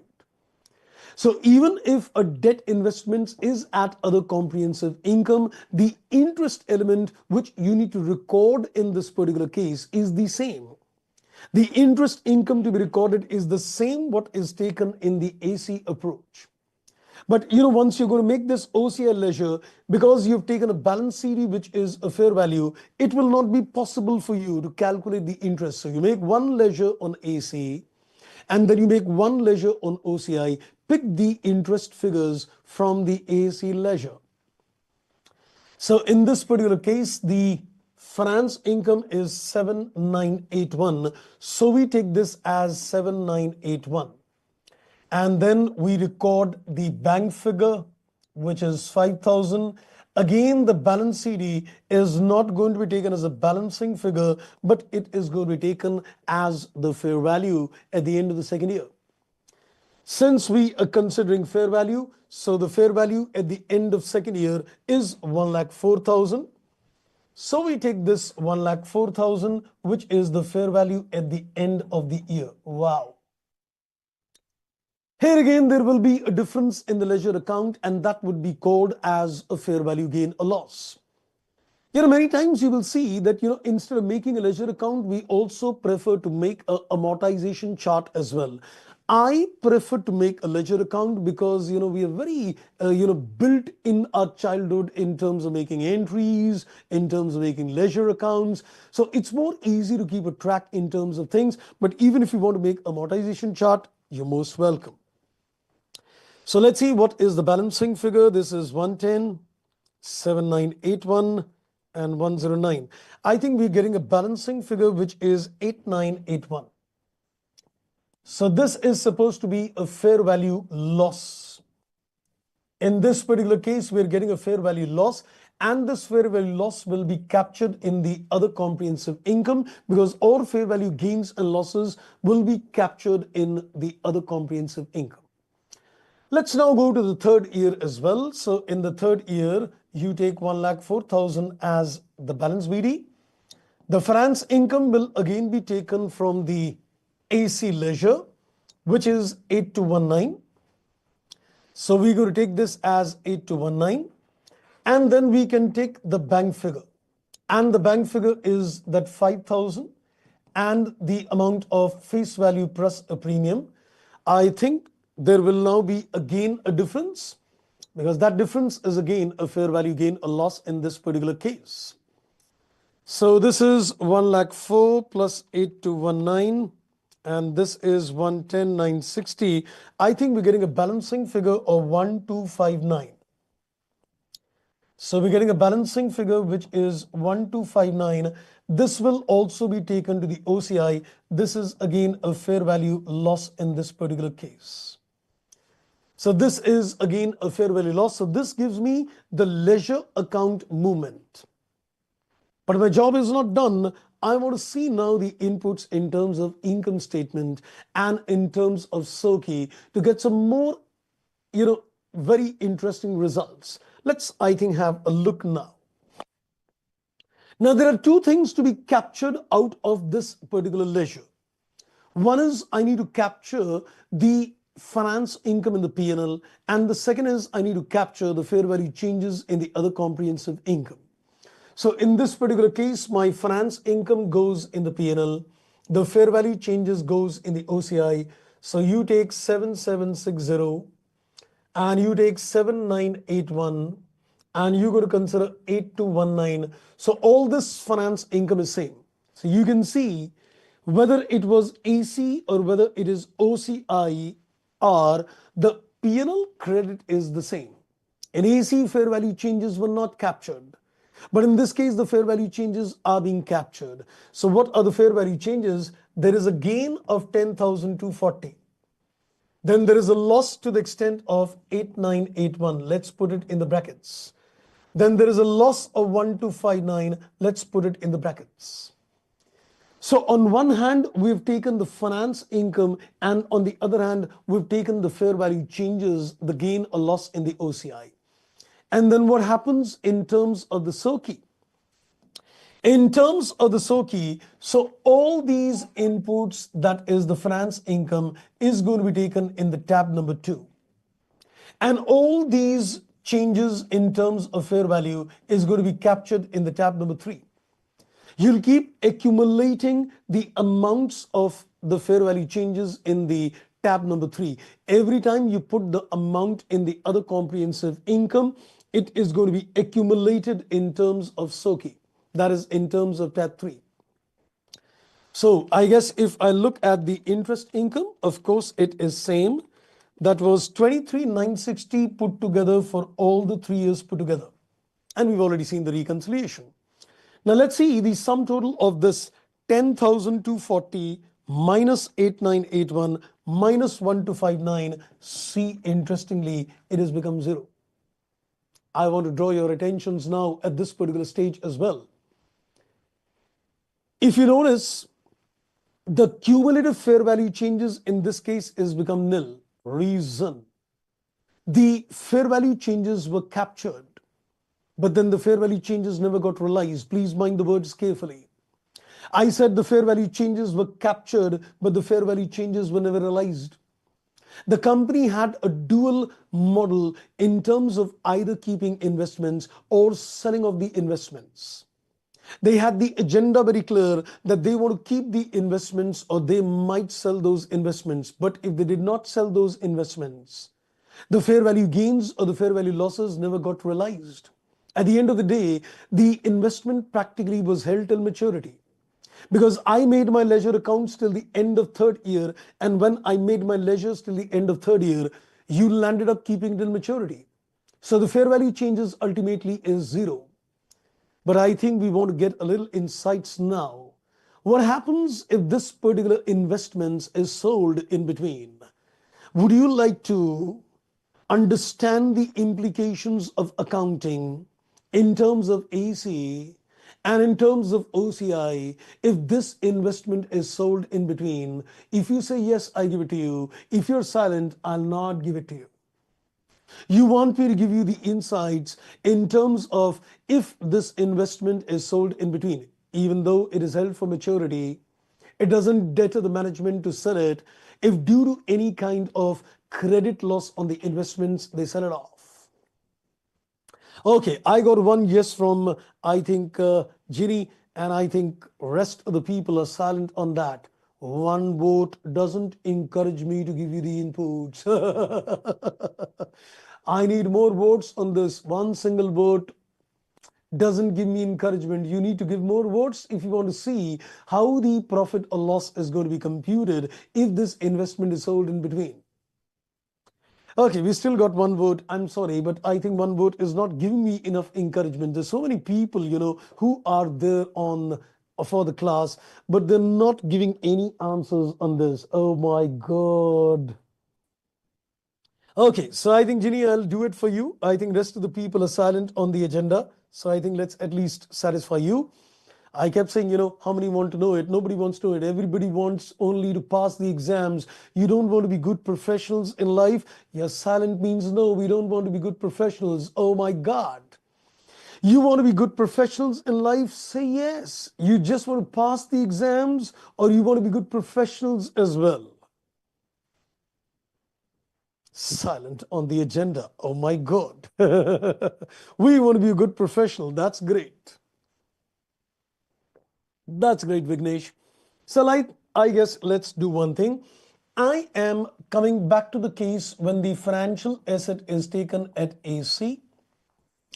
And I also want to consider the case when the financial statements is taken at FVTOCI, that is R. Now watch this carefully. You'll see some very interesting inputs coming in. I want to just see that if the investment was sold at the end of second year, I want to see the impacts. I want to see the impacts. Please watch this carefully, because I want to show you the impact in terms of the income statement and the SOKI. I'm not going to the ledger. I'll do the calculations otherwise, but I want to just show you the movements in terms of the income statement extracts and in terms of SOKI. So because you are carrying the investments at two different values, but let's see what is going to be the net result when you sell these investments. So I am looking at my income statement. This is year 1 to 3. And here also I'm looking at the income statement, that is year 1 to 3. And I'm looking at statement of changes in equity. This is tab 1 to 3, not year 1 to 3, tab 1 to 3. So this is my SOKI where I'm looking at the tab 1 to 3. Now please watch the calculations carefully. You're about to witness a very interesting inputs at this stage. Let me come back on the agenda and let me look at the case number 1. This is the book value of the investment 102741 at the end of the second year. I put it again. This is the book value of the investment 102741 and you sold the investment, let's say, at a fair value 1,04,000. So we can say the book value of the investment is 102471 and you sold the investment at a fair value which is 1,04,000. So let me give you the data once again. I'm assuming a sale of the investment. So 102741 is the book value of this investment, and let's say it is sold at a fair value which is 1,04,000. So let's have a look. So in this particular case, let me calculate that what is the gain on the sale. I'm not looking at any interest incomes and all. I'm only interested in looking at the gain on the sale of the investment. So I can say that there is a gain on the sale of the investments which will enter the P&L. So let's see what is the gain on the sale of the investments. So 102741 is the book value, sold at 1,04,000. There is a gain of 1529 which enters the profit and loss account. That's a realized gain. And if it is a realized gain, I'm going to put this in my tab number 2, 1529. This is the gain on the sale of the investments. From the P&L, it enters the SOKI. Super. Now I want to consider the case where it is OCI. Let's first get to the case number 2. In terms of OCI, I would say at the end of the second year, you've recorded the investment at 1,04,000. You've recorded the investment at 1,04,000. So what I would say, let's consider the book value of the investments as 1,04,000. And you sold the investment at 1,04,000. So technically speaking, I would say there is no gain on sale of investments, because the book value of this investment and the sale proceed of the investment is equal. So there is technically no gain on sale of this investments. But what I need to watch out is you put a fair value gain 10,240 in your tab number 3. 10,240 was the fair value gain which was taken in the OCI in year number 1. So once it was taken in OCI, it was accumulated in the tab number 3. Again, in the second year, you've taken a loss of 8981. So you've taken a loss of 8981 as a fair value change. Let's see what is the net accumulated amount. What is the net accumulated amount? 10,240 minus 8981. So there is a gain of 1259, a net gain in tab 3. Now, when you say it is OCIR, what does this mean? In the year in which the investment is sold, mind the words, in the year in which the investment is sold, in this particular case, I think is the calculation error. This is 1529. I should be getting the same results, I guess. 102. This is 102741 minus 104. This is some calculation error, I guess. 102. This is 741. My mistake. This is 102741. 102741. So this is 1259 and this is also 1259. I by mistake took a wrong figure. Okay. Anyway, so now let's have a look at this. When you are under an OCI category, the standard says at the time of sale of the investments, the accumulated amount is going to be transferred in the P&L. So you can say the accumulated, whatever is the accumulated balance in the tab number 3 is going to be reclassified in the P&L. So this 1259 is going to be reclassified in the profit and loss. Can you see the gain out here is 1259, even the gain out here is 1259. The only difference in terms of AC is you're not capturing the gains each year. You're going to put the gain only on sale. But in terms of the OCI, you're capturing the gains each year and parking them in the other comprehensive income and accumulating them in terms of tab 3. So once the derecognition or the sale of the investment takes place, you are going to transfer this accumulated money in terms of the tab number 2. So you will reduce that 1259 from here and this amount is get reclassified in the P&L, and then automatically from the P&L it will enter the tab number 2 as well.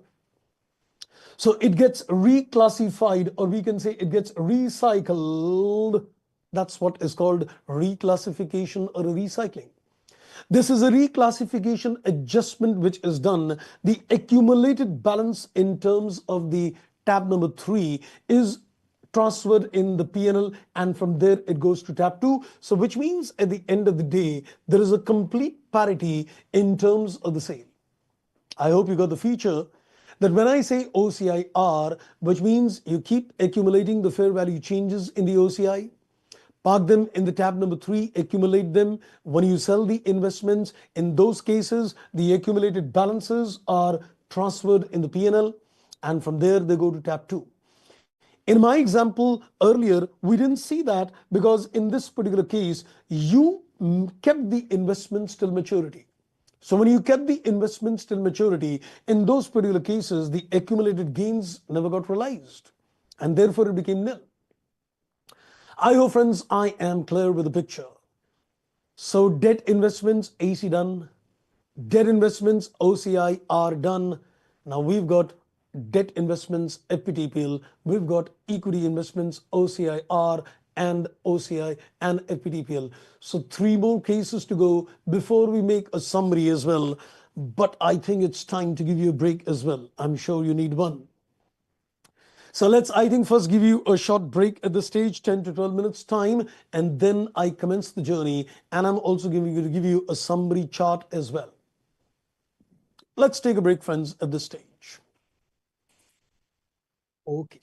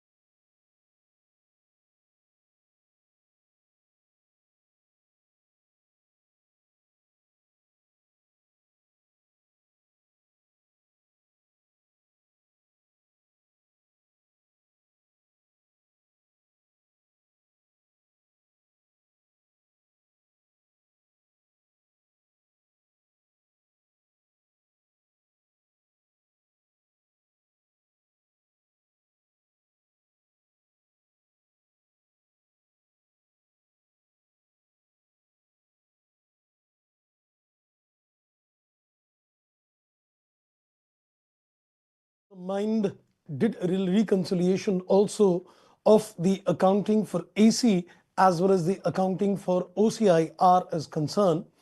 Now let's go to the third case where we are going to look at the same example with a perception of debt investments taken at FVTPL. So where of course I already made a mention that the concept of EIR is not applicable. So let's I think look at the case number 3 now. So I'm now looking at the case number 3 in terms of debt investments, where the debt investments are taken at FVTPL.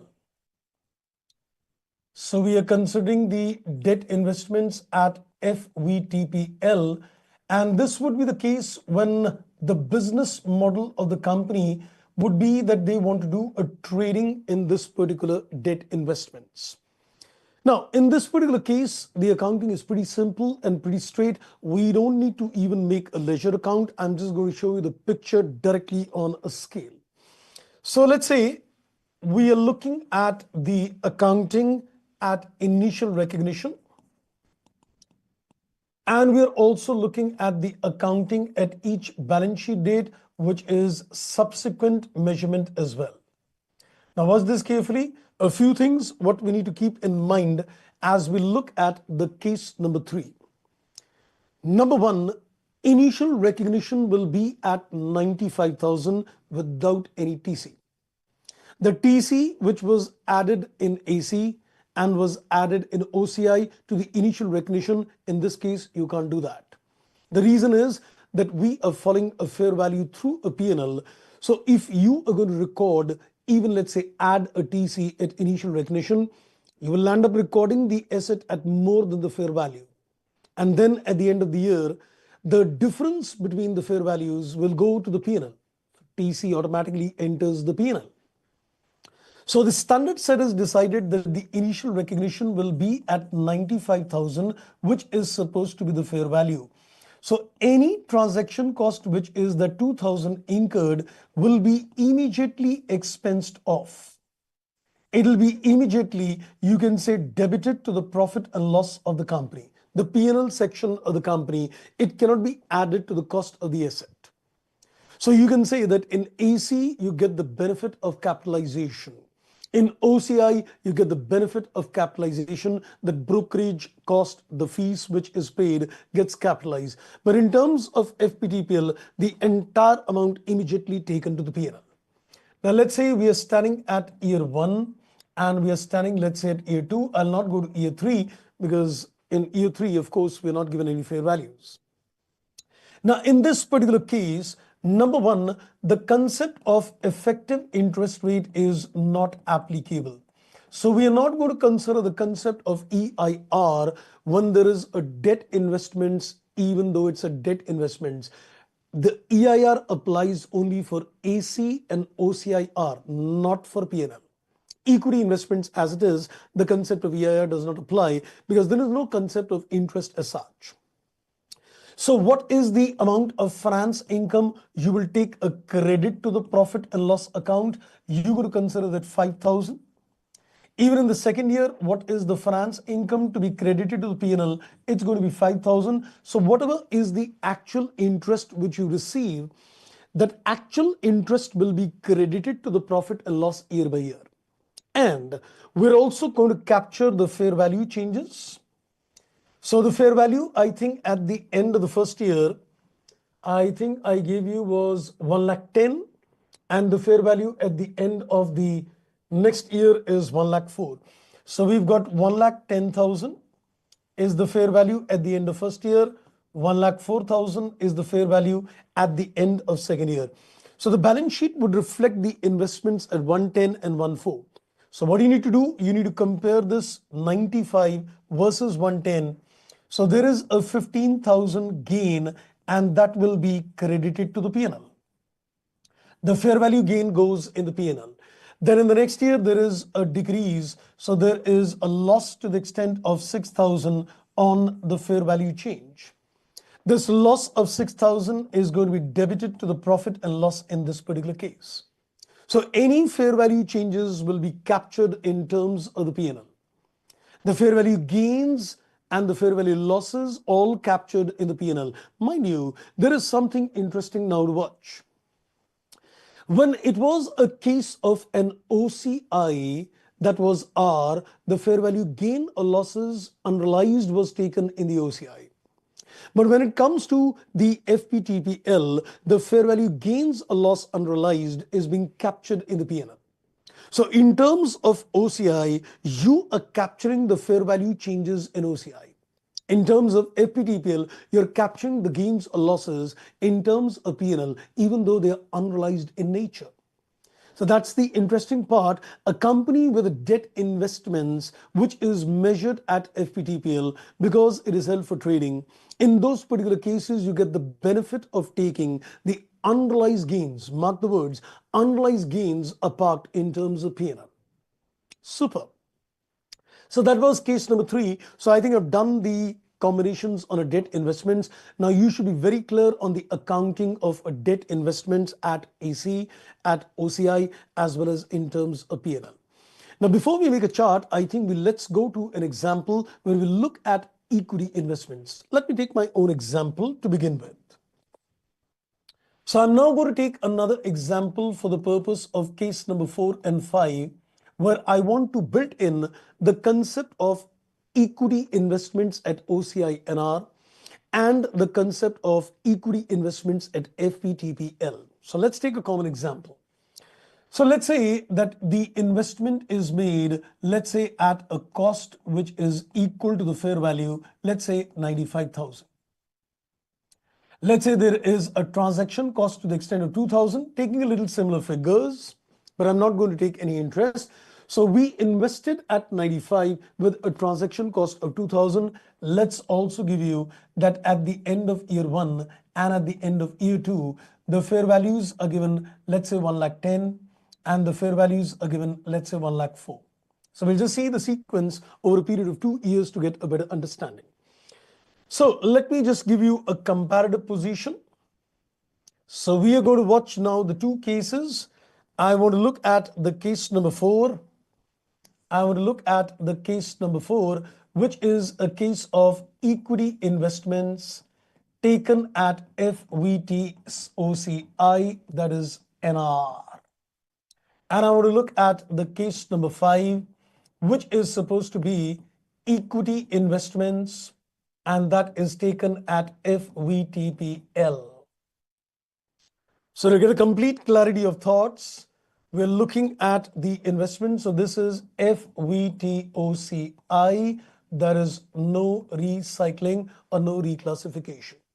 So that will give us a blend of all the inputs put together. Financial assets will get done only with the concept of TC. The processing fee is still a minus. The difference between the transaction value, fair value is still a minus. A lot more to go before we come to the financial liabilities.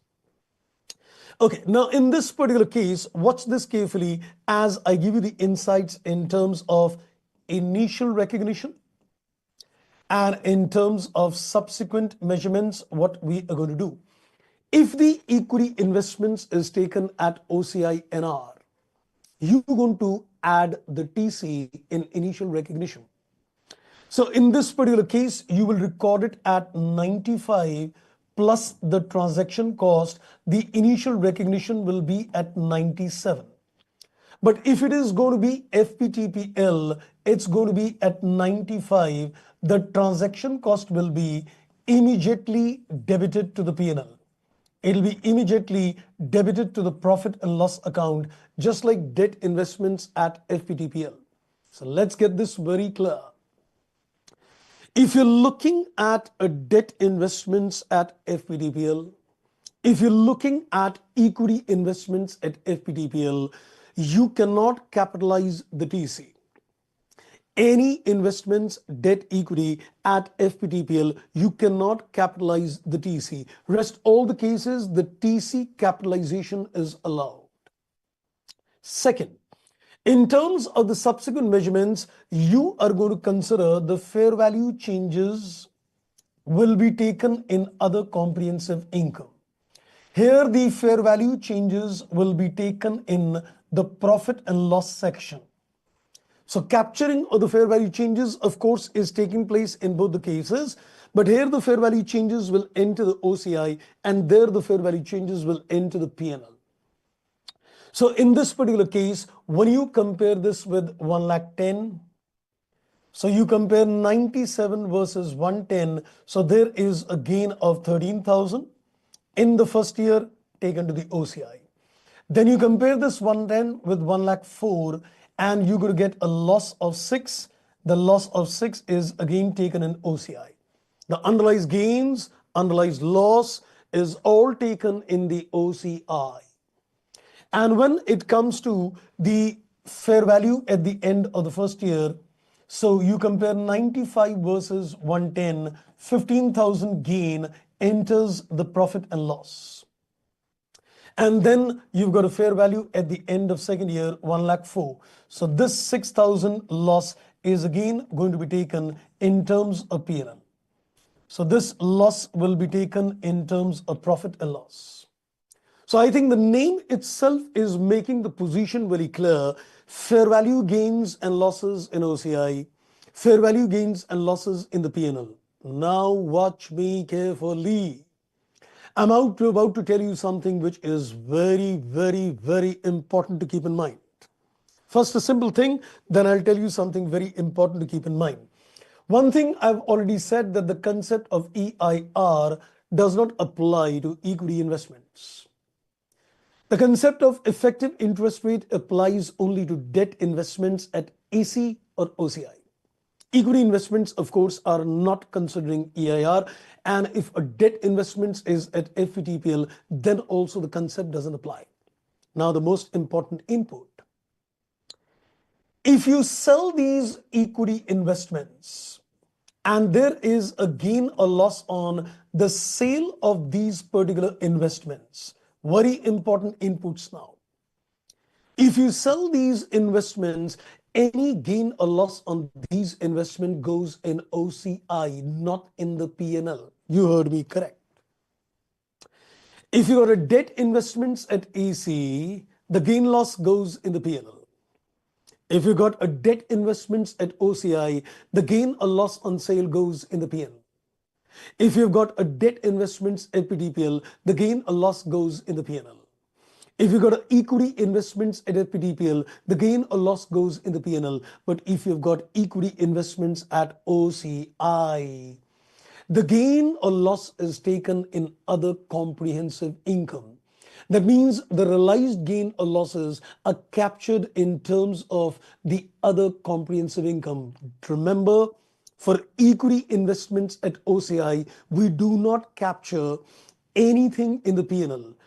The fair value changes unrealized OCI. The gain or loss realized in nature is OCI. Nothing enters in the P&L. So the gain or loss also goes to OCI.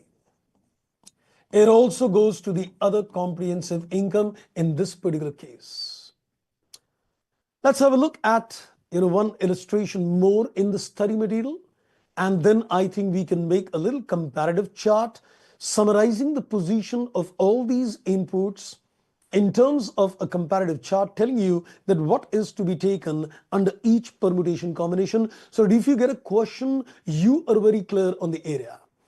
And I remember, in one of the questions which came in the RTP as well, there was a beautiful illustration where there was a blend in terms of Ind AS 21 with Ind AS 109, where there was a foreign investment and there was also a foreign exchange gain or loss. Wow. So are we going to do that illustration? Yes, we will do that illustration with you, because that question came in the RTP. It's a beautiful illustration where you will see the blend in terms of how those investments are recorded. That would be later. Let me first come to the study material, and let's, I think, keep you further in terms of this. So, okay, let's look at illustration number 22 to begin with. So let's have a look at illustration number 22, which is in the unit number 2. So let's have a look at illustration number 2, unit number 2. And what's this in terms of the inputs we've learned? The basic focus is accounting for a TC on initial and subsequent measurement of a financial asset, which is fair value through OCI. So he's telling me what happens in terms of FPT OCI. The focus is on the treatment of transaction cost in illustration number 22. It says an entity acquires a financial asset for currency 100 units plus a purchase commission of 2 currency units. Initially, the asset is recognized as an N2. That means the initial recognition is taken at a fair value plus a TC. That's what we said, that if it is FPT OCI, your initial recognition is always including TC. The reporting period ends on 1 day later when the quoted market price is 100. If the asset is sold, if it is sold, it's not that you've actually sold it. He's only telling you that if it is sold, just to give you the fair value, there is a commission of 3 that would be paid. If you sell, you pay a commission. This is a TC on sale. This is a TC on sale. Am I concerned with the TC on sale? No. He's just giving me to make me emotional that if you sell the investment, there is going to be a TC of 3. I don't care. How would the transaction cost be accounted in the books of the entry? So on the balance sheet date, you now need to record this investment at a fair value. So this was initially recorded at 102. And let's consider that if your fair value at the end of the year is also 100, 1 day later is also 100.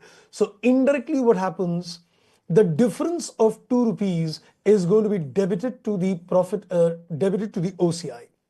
So this difference of 2 rupees is going to be taken and debited to the other comprehensive income. So indirectly, if it is equity investments, this illustration is on equity investments. If you are considering the equity investments, then you capitalize the TC on day 1. And then at the end of the year, you record the transaction, you record the asset at a fair value. So indirectly, the TC, because this difference of 2 is nothing but TC, goes in the OCI at the end of the year.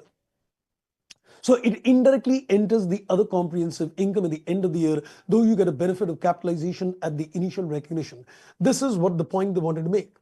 So on that date, the entity measures the asset at 100 currency units and recognizes a loss of 2 in the other comprehensive income. And if it is a case of equity investments, it rests in the OCI only. But if the asset is measured at OCI, the transaction cost is amortized to P&L using EIR. I don't want to get into that. What happens in a situation of a debt investments when there is a TC? In those particular cases, the TC is to be amortized in terms of the P&L. We don't want to get into all that. It would be getting into a PhD mode. Okay, so this was one. And I think there is one pending issue which I need to discuss. But I think before I go to that pending issue, which is on the accounting mismatch, I want to make now an interesting chart at this particular stage. I think it's important, to summarize the inputs to you at this particular stage before we progress further. There is one discussion which is pending, which I'll do after this chart, and that is that if there is a need to eliminate, or you can say there is a need to reduce the accounting mismatch, the company could consider the concept of FVTPL even if AC or OCI is happening. That we'll do later. Let's now make a super summary chart. Now watch this particular chart very carefully. I'm going to make a super summary chart on financial assets. I'm looking at a super summary chart. This is regarding the measurement of financial assets. So what are the learnings we have taken so far on this particular aspect? I'm making a super summary telling you what happens in all those cases. You now need to answer these questions. If you can answer these questions, majority of them, your funds are going strong. So try giving answers to the maximum questions as I make this chart. So let's make a super summary chart on the measurement. And let's consider a few columns.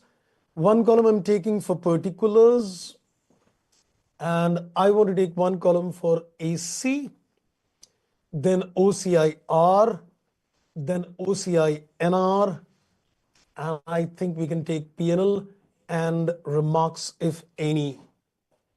Though we don't need any remarks, so we can take a column for particulars. We can take a column for AC.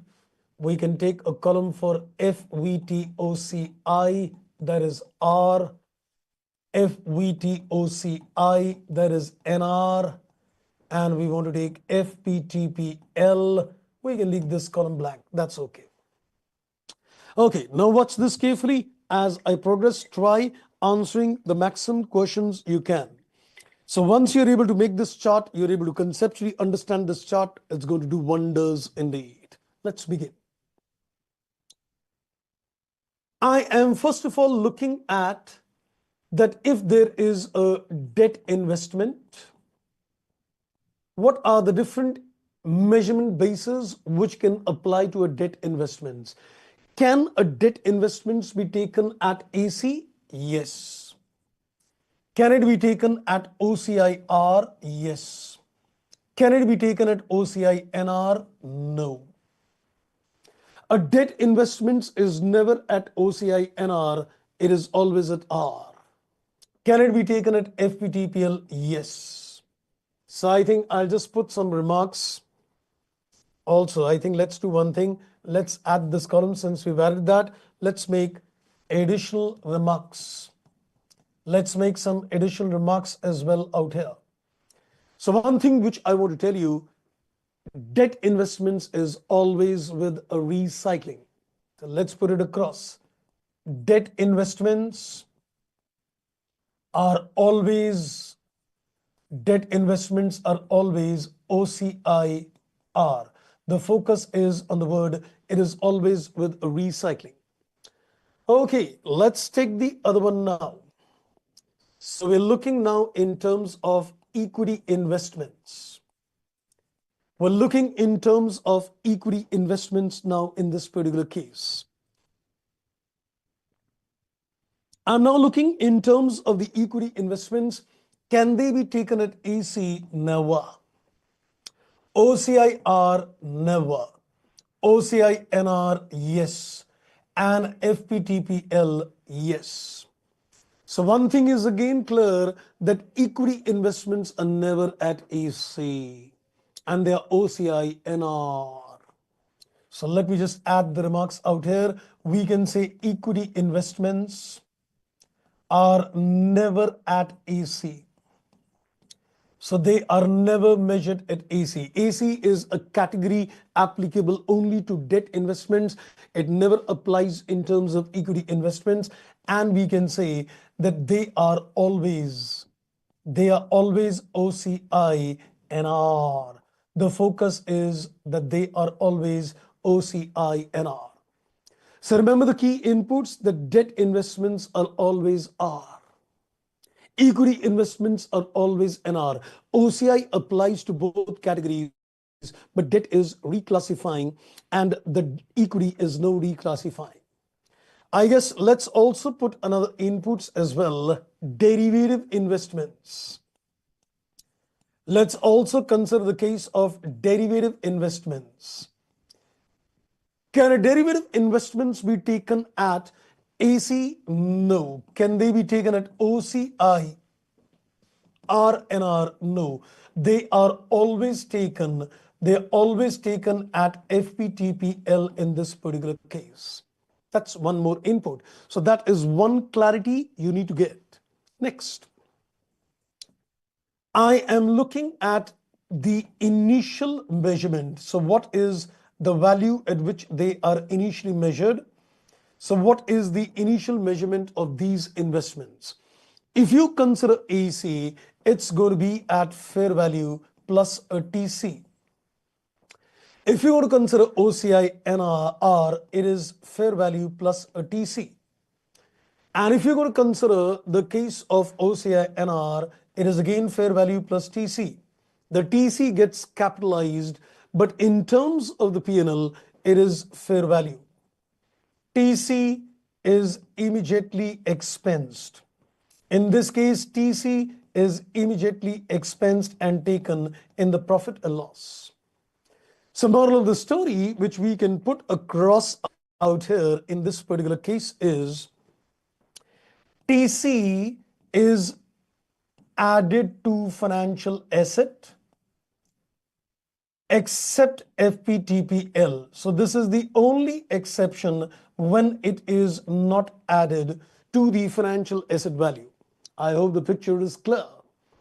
So I'm just trying to condense everything in a single chart so that, once you keep this chart in mind, you are super clear in terms of its application. Okay, that was initial. Let's make more chart. 3, 3, 6 column. Let's extend the chart. So continuing with this particular inputs in terms of financial assets, 2, 3, 4, 5, and 6. So we can consider again the extension particulars. Then I'm looking at amortized cost, then FPTOCI, which is R, FPTOCI, that is NR, then FVTPL, and I think I've taken R first, right? Yes. And then let's consider additional remarks, if any. So let's add on some more inputs to you at this particular stage. So in this particular case now, we've got the point number 5.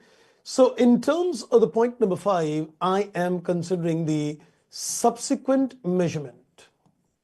I am considering the subsequent measurements where there are two main things which are coming to my mind. So when I'm looking at the subsequent measurements, what is coming to my mind is, number 1, the concept of EIR, and 2, the concept of fair value changes. So what are you going to do with the EIR? Is it going to be applicable or not? And what happens to the fair value changes? So let's divide this in 2 parts.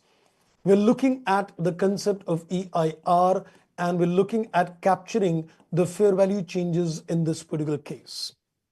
So I guess if we consider the concept of EIR, we can say AC, it applies, OCI-R, it applies, but OCI-NR, no, FVTPL, no.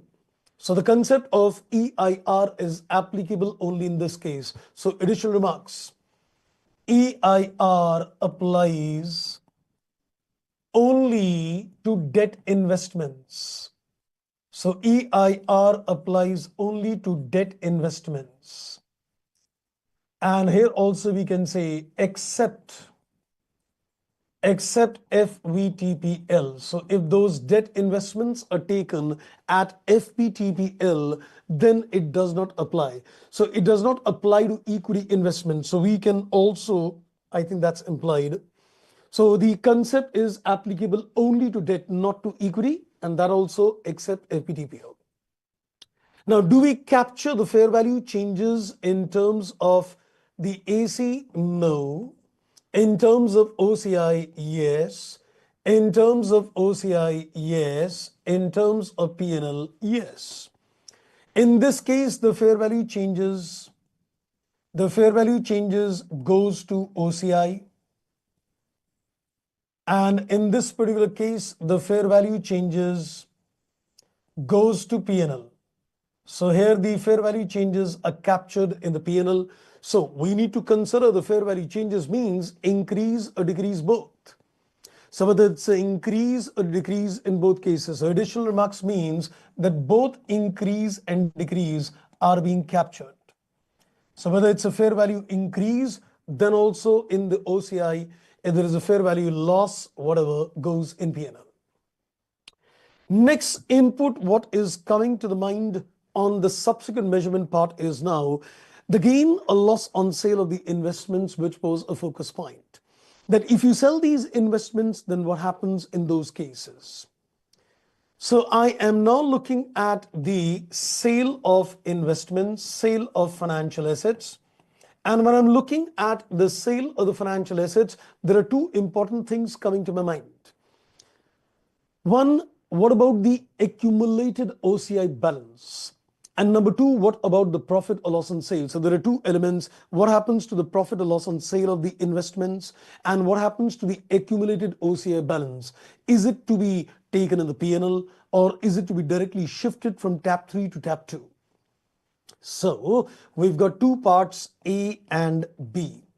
So sale of financial assets, I'm looking at the gain or loss on sale of the investments, and I'm looking at the accumulated balance of OCI in SOKI. So because whatever is the accumulated balance in terms of OCI, that is resting in terms of the tab number 3. So this is resting in the tab number 3 of SOKI.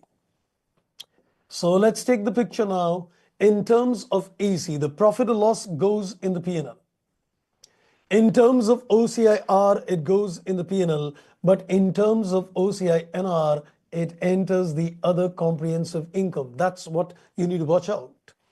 And here again, it goes in the P&L. So the remarks, what we need to be careful on is, in this particular case, we can say for equity investments at FVTOCINR, the gain or loss on sale goes to OCI. It doesn't enter the P&L. It is taken in other comprehensive income. So that's what you need to watch out. That everywhere the gain or loss is entering the P&L, but in terms of the other comprehensive income, NR, it is going in the OCI. And now comes the another input at this particular stage, that what happens to the accumulated balance in terms of other comprehensive income. In terms of AC, there is no accumulated balance in tab 3. In terms of P&L, there is no balance. So this is not applicable. This is also not applicable. But now we need to be careful that in these two cases, the accumulated balances will be there. When it is a case of R, it will be taken in the P&L. And when it is a case of NR, it will be shifted directly in terms of the tab number 2 without getting reclassified in the P&L. So in this particular case, we can say it is transferred to profit and loss. And here we can say it is transferred to the tab number 2 directly. It is not reclassified, but transferred to tab number 2 directly in this particular case without routing in the P&L account. Wow. I hope, friends, this chart has got a good summary for you, highlighting the comparative treatments in terms of various categories of financial assets, whether it is debt, whether it is equity investments, everything is taken care. I hope I am 100% clear. Let's get your comfort zones. Let's get your comfort zones on a scale of 10 once again on the entire accounting treatment of financial assets. Special agendas are there, but let's see what is the comfort zone so far on a scale of 10. Superb, that's great. Summary chart, super clear with a super summary chart. That's wonderful indeed. Great, brilliant indeed. So once you practice all these things by hand, trust me, you will get a good confidence in terms of things. Now, there is another thing which I wanted to add in this particular chart, but I think it'll be too dangerous to put that in this chart. Maybe you can leave one liner and maybe you can add that liner later when we come to the concept of impairment testing. Because once we come to the concept of impairment, we also need to be clear that in these categories of financial assets, where impairment testing under 109 is applicable or not. Okay, but that I think we'll see later. Now it's time to take you to the agenda of discussion. I was on one particular agenda of discussion which I need to consider at this particular stage. So now we need to discuss this agenda with you. So I had given you that there is a concept called eliminating or reducing the accounting mismatch. And I said we'll discuss that later. So now let's discuss the case relevant to the chart number 2 for debt investments, that if the company has got a debt investments at AC or a debt investment at OCIR, but still it chooses FVTPL, what kind of conditions do you need to meet in order to apply this category. So let me just, I think, add this out here. So I can just add it out here itself. So we'll do the discussion, the special discussion. Let's put it as a special discussion.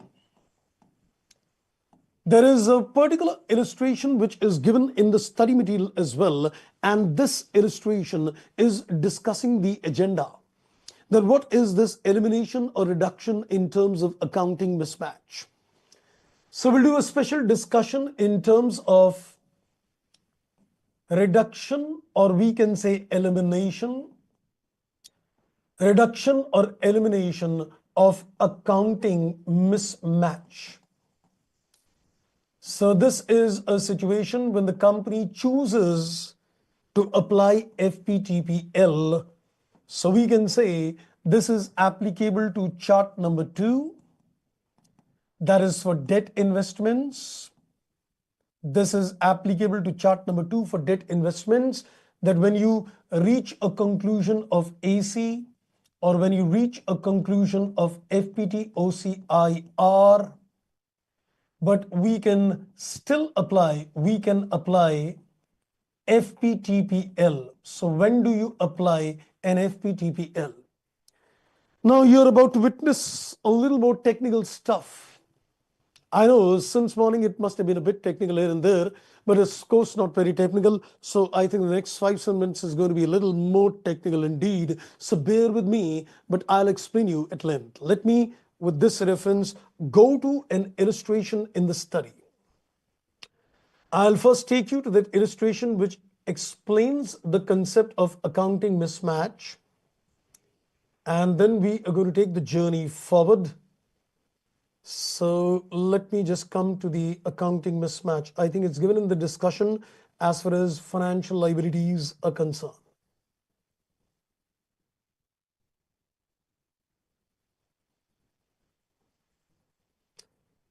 Yes, here it is, illustration number 30.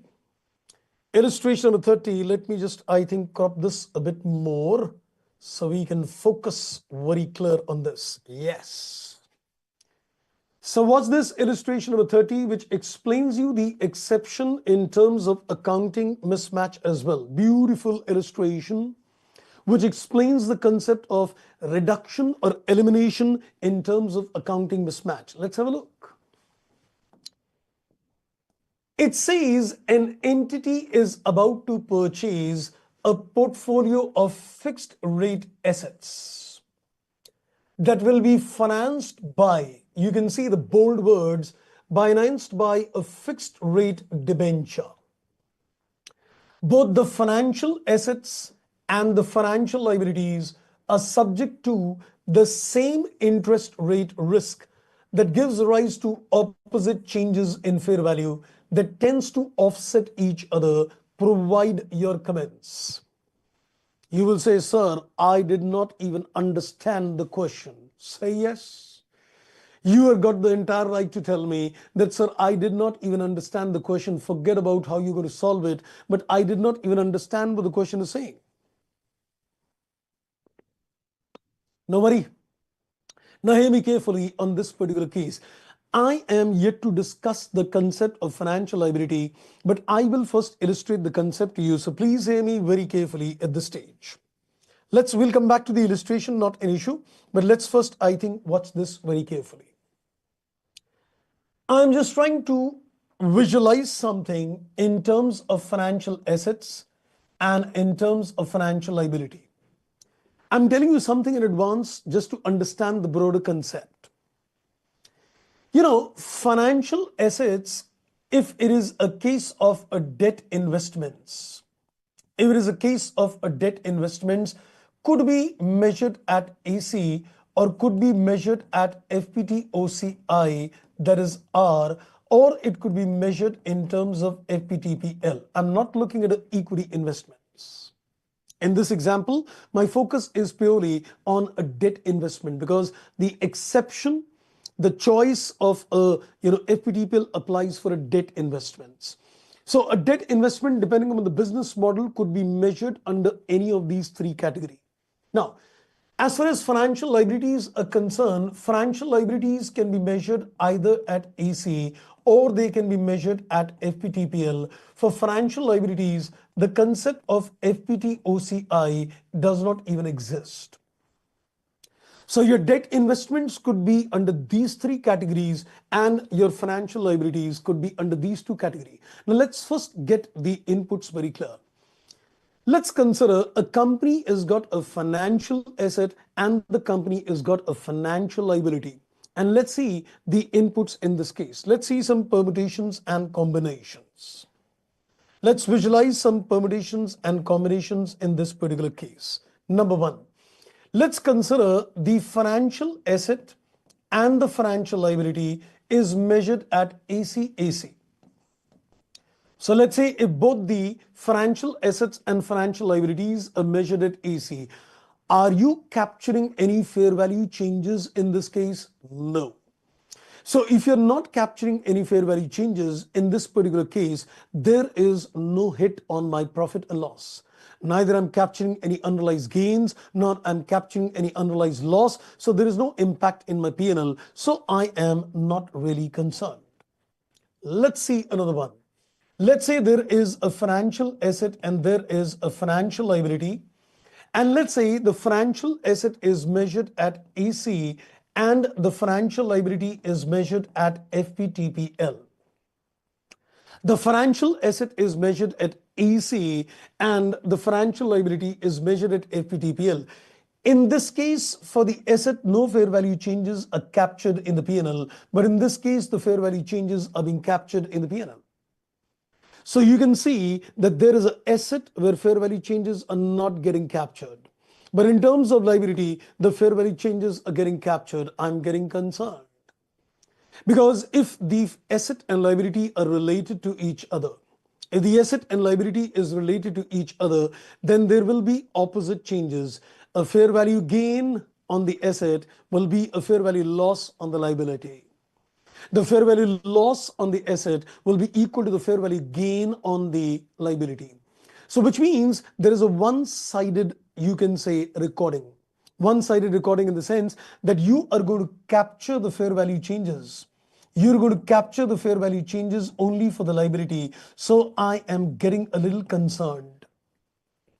Because for the asset, you're not hitting the P&L, but for the liability, you're hitting the P&L. So it is creating a little accounting mismatch. It is creating a little accounting mismatch because fair value changes are not captured here, but fair value changes are getting captured here. So, but why do you say it's an accounting mismatch?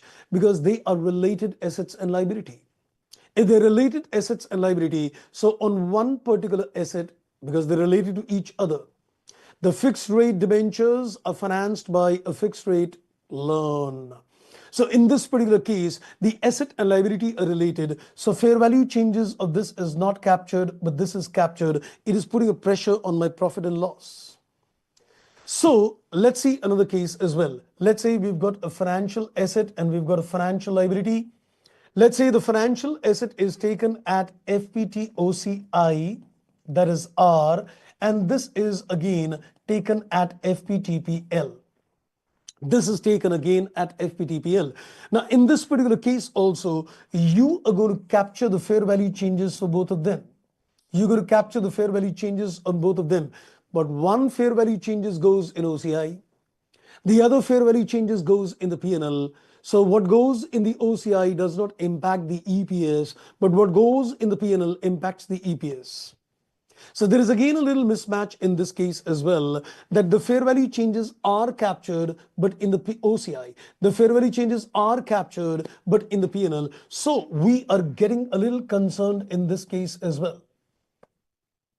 So I think the mismatch is happening in a case when the fair value changes of one is captured, other is not captured. Or the fair value change of one is captured in OCI, the other is captured in the P&L, it creating a mismatch. Similarly, if you look at another situation as well, let's say there is a financial asset and there is a financial liability and both are taking at FVTPL. Both are being recorded in terms of FVTPL. So in this particular case, again, the fair value changes are being captured for the assets and liabilities both. But since the fair value changes are getting captured in the P&L for both of them, it's not putting a pressure on my P&L, because a fair value gain on the asset and a fair value loss on the liability and vice versa. So in this case also, I'm not concerned. So watch this again in terms of the thing. In this case, no fair value changes are getting captured, so no pressure on the P&L, no mismatch. The fair value changes are getting captured in the P&L, so there is no pressure on the P&L, no mismatch. So either you don't capture the fair value changes, no mismatch, or you capture the fair value changes both in the P&L, no mismatch. But in these cases, I would say it is in these two cases, it is definitely creating a mismatch. Because when you capture a fair value changes for one, but not for the other. For the asset, yes, liability, no. Or you capture a fair value changes, once one enters in the OCI, other enters in the P&L. So the two areas which will lead to a mismatch in accounting is when the fair value changes for one is captured, or the fair value changes for one in the OCI and other in the P&L. So the standard setters thought that why not give an option to the industry that if your financial assets is taken at AC and liabilities are at FVTPL and their related assets and liability, let's allow the company to designate the financial assets at FVTPL. Let's allow the company to designate the instrument at FVTPL. In this case also, let's allow the companies to designate the financial asset at FVTPL. So when the company sees that there is an accounting mismatch, mismatch happens when the fair value change of the asset is not captured, but the related liability is getting captured. Mismatch happens when the fair value changes of the asset goes in OCI and the liability is taken in the P&L. So it creates a mismatch. So the standard setter said that let's give you an option that in this case you want to reduce or eliminate the mismatch, designate this at P&L. Designate this at P&L. So this is called designating the instrument at FVTPL. I hope, friends, I made sense. So when the companies are going to get financial assets and financial liability, they need to see if there are related assets and liability. If there is a mismatch happening, the companies can say it is AC, but I want to designate this instrument at FVTPL. Now let's come back to the picture and let's have a look. So let's have a look out here and then we'll make some notes on this as well on the chart. It says an entity is about to purchase a portfolio of fixed rate assets. Now, when you say that you've got fixed rate assets, one thing is clear, the fixed rate assets is going to be a debt investments for sure.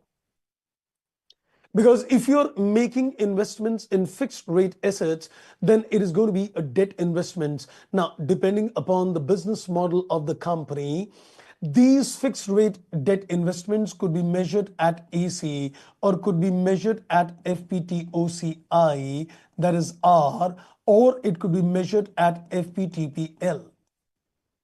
The fixed rate, you can say investments are debt investments, and depending upon the business model, they could be measured at any these three measurement base.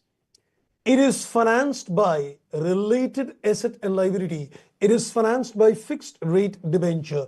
Now, when you say it is a fixed rate debenture, then in this particular case, it is going to be a financial liability, not an equity instrument, not a compound financial instrument. A fixed rate debenture in this particular case means that in this particular case you are paying a fixed rate, so therefore this will be measured at AC or FVTPL, and I would say generally it's going to be measured at AC, because later we'll see tomorrow that financial liabilities by default are taken at amortized cost accounting. So which means in this particular case, we can see they are related. Why did I say that they are related? Because it is financed by fixed rate debenture. So your financial asset is at AC or OCI or P&L and liability is at AC. So the permutation combination which arises now, there is a financial asset, there is a financial liability. Let's see the combination. it is taken at ACAC, there is no accounting mismatch. If you take the asset liability at ACAC, then there is no accounting mismatch. I don't have a problem. But let's say if you take it at the second combination, that is FVTOCI as well as AC, there is a mismatch happening. And if you consider, let's say, FVTPL as well as AC, then in this case also a mismatch can happen. Because fair value changes of one is entering in the OCI or PNL and the other is not maybe entering. So it says they're subject to same interest rate risk, gives you opposite changes in fair value, which tends to offer each other. So companies in this particular case may decide that I want to designate my financial assets at FVTPL to eliminate or reduce the accounting mismatch. Let's see what it says. The fixed rate assets are providing contractual cash flows, and based on the business model, such assets may be at AC or at FVTOCI if the entity manages blah blah blah. He's talking about only two categories. FA is at AC or FA is at OCI. And then it says, in the absence of the fair value option, the entity can classify the fixed rate assets, OCI with gains or losses in the OCI, and fixed rate debentures will be at AC. However, reporting both the assets and liabilities at a fair value through P&L, that is FVTPL, it corrects the measurement inconsistency. It corrects the measurement inconsistency, because for the assets, the fair value changes are taken in the OCI, and for the related liability, no fair value changes are taken. So it says that can produce more relevant information. It may be appropriate to classify the entire group of fixed rate assets and the fixed rate debentures at FVTPL. So the company in this case, what it can do, it can consider the assets in this case and even the liabilities in this case. They can say that let's put them as FVTPL. I hope you got the picture clear. I'm going to make some notes also on this.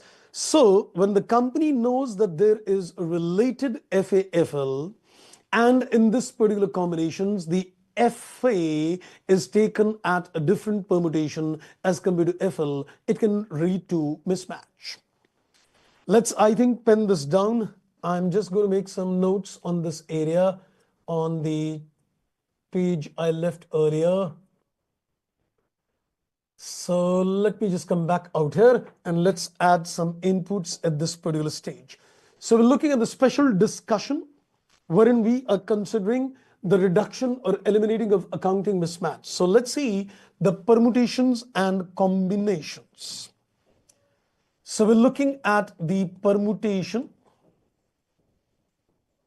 We're looking at the permutations and combinations. So we're looking at the permutations and combinations of related financial asset and financial liability in order to understand where the accounting mismatch would arise. So I'm just going to create some accounting, permutation combinations. We've got financial assets, we've got financial liability. So let's consider the combination. It is AC, it is AC. Let's see, is there a mismatch? So let's see, is there a mismatch in terms of a measurement inconsistency in this case? The answer is no. You're not even capturing the fair value changes. Let's consider this is AC, or let's not take AC. Okay, let's take AC. We'll concentrate on the asset only. So let's take, this is FVTOCI, that is R, and this is, let's say, AC. Is there an accounting mismatch? Yes. Because fair value changes in OCI, no fair value changes, mismatch is there. And let's consider FVTPL, and let's consider this is AC. Is there an accounting mismatch? Again, yes. The fair value changes in the P&L, but no fair value changes taken. So we can say these are the two cases. These are the two cases where measurement inconsistency is arising. These are the two cases in terms of the assets. I'm not looking at the liabilities point of view because I will designate even liabilities at FVTPL. So in this particular case, we can say where the measurement, here we can say where measurement inconsistency arises. Where the measurement inconsistency arises. So when the measurement inconsistency arises in this particular case, what we need to do in this particular case, what is the action? So the action is both financial assets and financial liabilities are designated. I'm using the word designated. And remember, I'm going to remind this word to you tomorrow that I use this word that they're designated. So both financial assets and financial liability are designated to be measured at FVTPL. They're designated to be measured at fair value through profit and loss in this particular case. Wow, my special area of discussion is already done in this particular case. So moral of the story, my financial assets discussion A to Z is done. I've devoted my entire inputs today in terms of discussing the financial assets purview with you. You should be now very clear in terms of the 4 charts which I gave you. How do you decide the category of financial assets? Whether it is debt investments or equity investments or derivative investments. How does the accounting take place in all these permutation combinations? So I gave you a total of 5 cases for this. That in terms of 5 cases, how does the accounting take place from the inception till the end as well? And I'll give you a super summary chart as well. And then we did a little special discussion with reference to the chart number 2, where accounting mismatch needs to be eliminated. So the companies may classify, designate instruments which are measured at ICAI or at OCI, and they're designated specifically to be measured at FVTPL. So this takes care of my financial assets, but the entire accounting of financial assets is not done. I am still left with some special issues which I pinpointed in the morning. One is the discussion on the processing fee. And one is the discussion on the concept of the, you can say, difference in a transaction value and a fair value. So what I am going to do tomorrow with you, friends, I am going to do a discussion in terms of the areas which I said, the processing fees, the difference in transactions and fair value. And after that is done, we'll move on to the discussions in terms of financial liabilities as well. And then I'll tell you further what more stands in the standard. There's a lot more to discuss. Right, friends, so any questions on your mind so far? I guess otherwise we are done for the day. So any questions on your mind? Clear? That's wonderful indeed. Okay, so far so good in that particular case. Then I think it's time to bid goodbye to all of you. So I'm going to see you tomorrow at the same time.